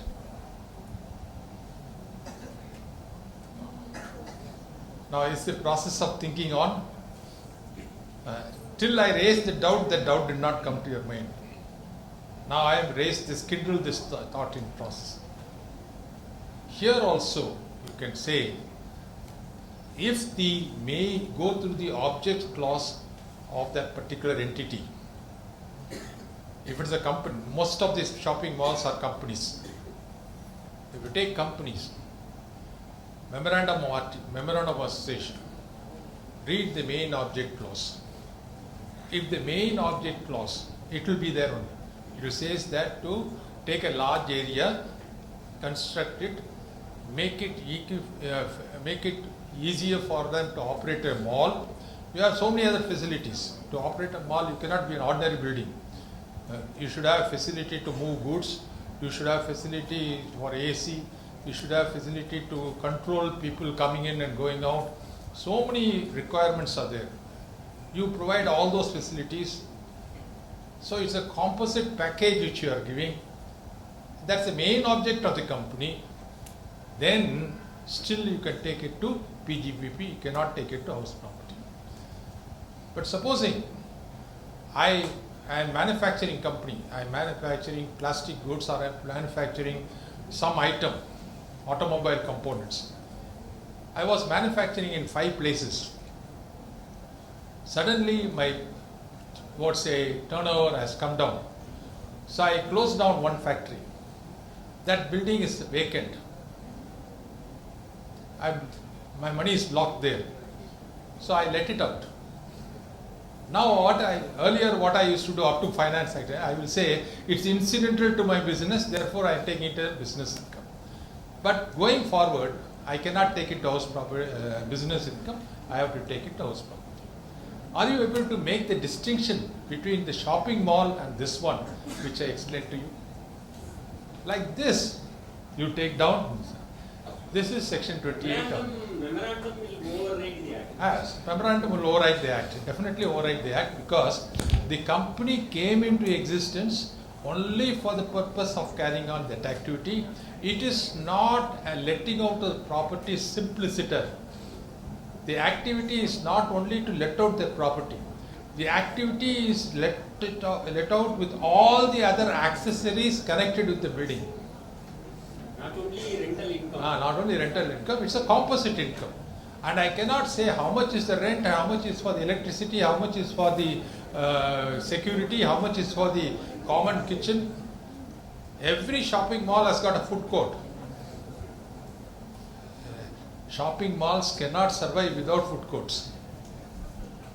Is it not? Main item is food. Now food court, if it's going to be there, can you have a food court facility in an ordinary building? So they require the gas facility, they require so many other facilities, the company itself provides them. Therefore, we could still argue. I am saying this is a case which will come up in future, but still I am pretty sure it will come under business income and not under house property. So, Commercial complex. Commercial complexes, The same argument you can do. If the main objects of the company, commercial complexes, we don't have company entity, not many company entities. Malls are all company. Litigation will go. Yes, we can go to litigation. If I have a company and object of my company in the memorandum itself is like buying and using the properties only for earning rental income means, how do I classify that? Only Mall. not as a mall. Okay. Now, in case you have the main objects like that, still we could take it under business income. If it's the main object, if the object of the company is to do that business alone, you can claim it as.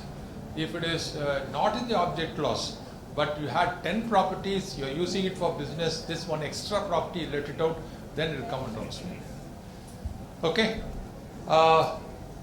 This is just a sort of an example for you.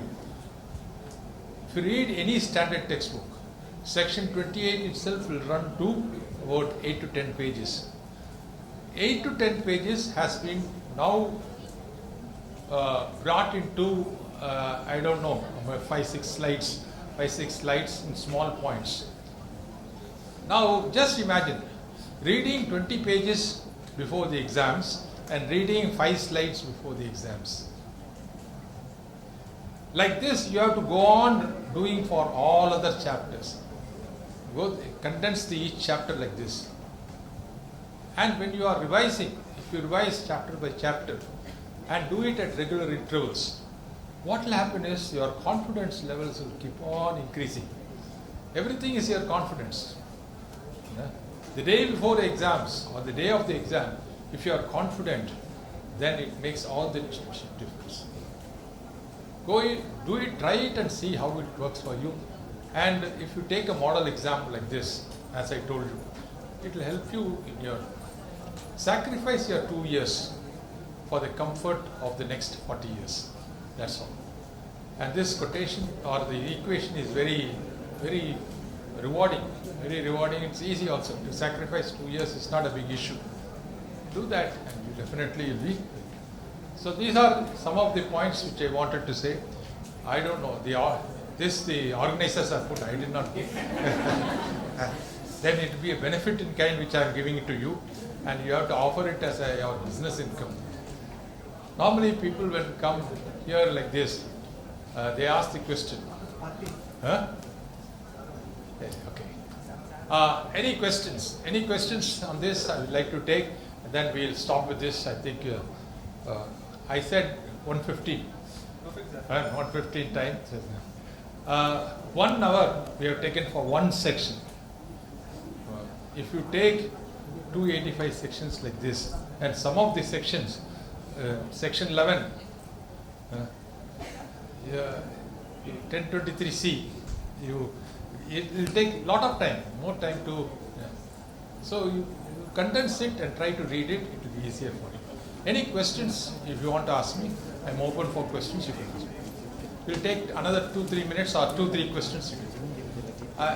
You got Vijay. Vijay only encourage you to ask questions. You should ask questions. Yeah, definitely, sir. They will ask. They will ask. Okay.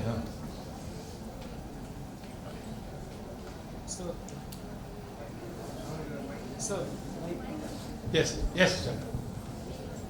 Sir, when you mentioned about tolerating an act, the non-compete fees when the government or they make a petition on giving the money if you don't do that act for environmental responsibility. The same is corporate social responsibility in a way, no sir. But CSR is taxable in PGBP, no? Yes. Okay. Act specifically provides. So Act specific. See, certain expenses are not allowed as reduction. CSR expenses not allowed as reduction. But this same thing forms a part of CSR as well, no sir. The emission of environmental pollution and all. Yes, logically what you say is correct, but they have not done this exception. They have not given that exception for CSR activity.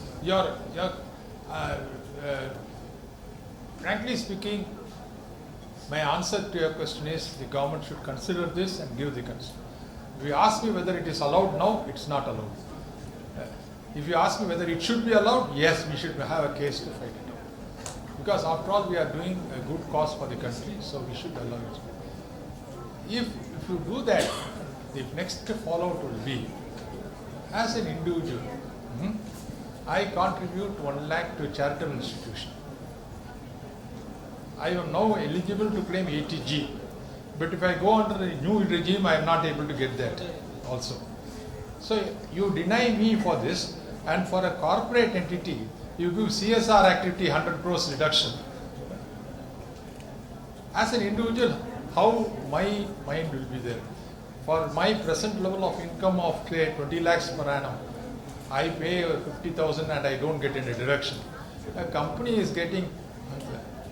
So either they should give to everybody or they have to restrict this. Thanks. Yes, please. You should be more liberal, generous. You don't get so many opportunities very frequently.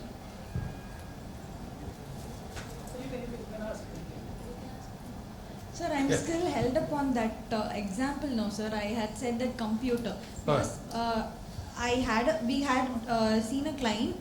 Their main business is they retail all products of Apple and Samsung, like that, sir. They have all those products, and actually they had been using it for their business, but they had not converted. That capital gain has not been recognized, or PGBP from that was not recognized, which we made it a big issue. But when this example was coming up, that is not a big issue like that you were telling. I didn't get that, sir, that alone. You see, the electronic goods tend to lose value over a period of time. See, you buy a laptop 2 years ago. Today, what will be the value of that laptop? Come down, it will drastically fall. If you buy a land 2 years ago, now what will be the position? There is a tendency for the value to go up. Any real estate goes up, particularly vacant land, it goes up faster. So those are the people who will convert that stock into capital asset. These type of electronic goods, people converting into stock in trade into capital asset, the case will not be many. It will not be. There is no advantage in doing it, but converting an appreciable asset into a capital asset, it's got an advantage. That's what. Yes. Hello. Yes. Sir, I have a doubt on rental income. Yes. Because some rental income have a component as maintenance charges. Ah. They are charging because they are providing certain services. So, as they providing this services, is the rental income also added to the income under PGBP? Okay. This is an issue, practical problem which is faced. The maintenance charges paid by the tenant to the association. Is it deductible or not? Who pays it? Whether the owner pays it or the tenant pays it. Tenant directly pays it to the association, then we are not taking it as income at all. Okay. It is for the owner.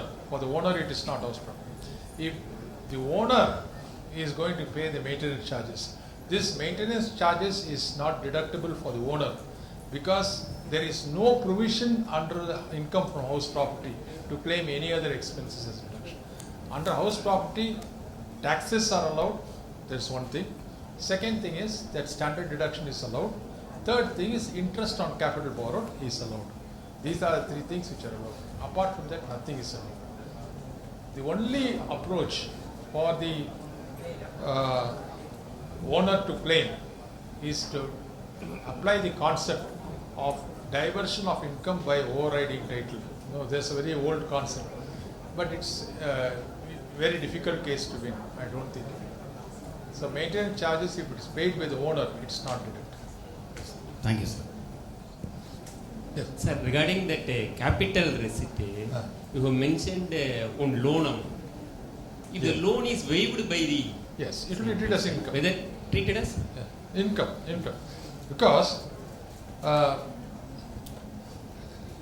under which head? You must ask me the next question, which head? If the person has taken the loan and you are waiving the loan, if it is not coming under any other head, it will come under other sources. You got the for whom the person who is waiving it say, I have given a loan to you. I will say, you need not repay the loan. I am giving a gift to you by waiving it.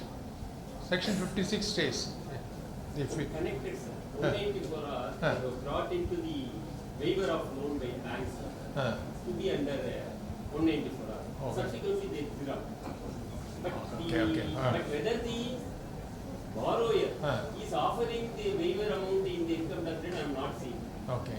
So it is kept as intact, not offering back, because the act is not clear mentioning because so many definitions are there. Okay. But the waiver amount is not included there. Okay. This question is more on 194R. Not only 194R. What is in the hands of borrower to whom the bank waived the loan?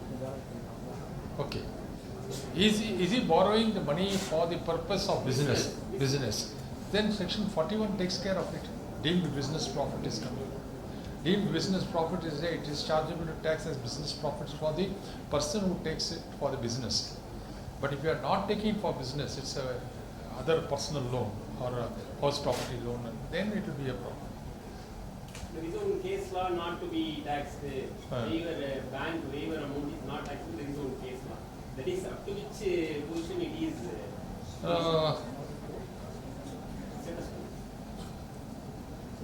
One-time settlement you are talking? Yeah, one-time settlement. Okay. One-time settlement, there are so many other conditions connected with the one-time settlement. That is, the party whom you are giving a one-time settlement cannot continue to have the account with you. He has to move out. Okay? There are other connected expenses and all. There could be a different issue. The one-time settlement, let us not bring into it. But if any other waiver of loan is there, I think section 41 will take care. Due to time concern, we'll be moving to the last question over here. Yes. Who's last question? Good afternoon, sir. Good afternoon. Regarding the Keyman insurance, Keyman insurance policy. Regarding what? Keyman insurance. Keyman, okay. You said that if for some period of time the company is paying that insurance policy. If it's transferred to that employee, the employee is paying that insurance premium, and in that thing we have to charge it under salary. Then why we are, if the employee is paying that premium amount, then why are we not considering it as life insurance policy rather than we are considering it as a key man insurance policy? Okay. At the time of initiating the policy, what type of policy it was? It was a key man insurance policy. Afterwards, the company has assigned it in the form of what our companies used to do. No, they used to take a policy for 10 years. Okay, they'll pay huge premium in the first 5 years, huge premium, and then they will assign the policy to the employee, and the employee pays small premium for the next 5 years. The policy will mature after 10 years. You will take the money, and you will say it is not chargeable to tax. Therefore, they said at the time of starting the policy, what type of policy it was. If it is a key man insurance policy, who got the benefit? The company got the premium as a reduction. For how many years? 5 years. They got the benefit. They have saved 30% tax on that premium paid. That benefit they enjoyed. And then this employee also gets a benefit. He is also not paying tax. That's not correct. Therefore, what is it a key man insurance policy at the time of starting? Then it is key man. Thank you. Good. Thank you very much. Good question. Good question. So we'll stop here, and thank you very much for the patient listening and absorption also. Hopefully you are going to put the institute into a problem. When I say you will put the institute into a problem, the problem of the institute will be next exam, more number of RL. Many people from Kumbakonam will be getting the ranks, and it will create a problem for the institute. I will be happy if you create the problem for the institute. Create the problem and we'll all enjoy it together. Thank you very much. Thank you so much, sir, for sharing such a deep knowledge on PGBP and making the session more interactive and involved. The reason behind the sections made us the way to go beyond the books. Once again, thank you so much, sir. Here's Sadagopan, sir, to honor the chief.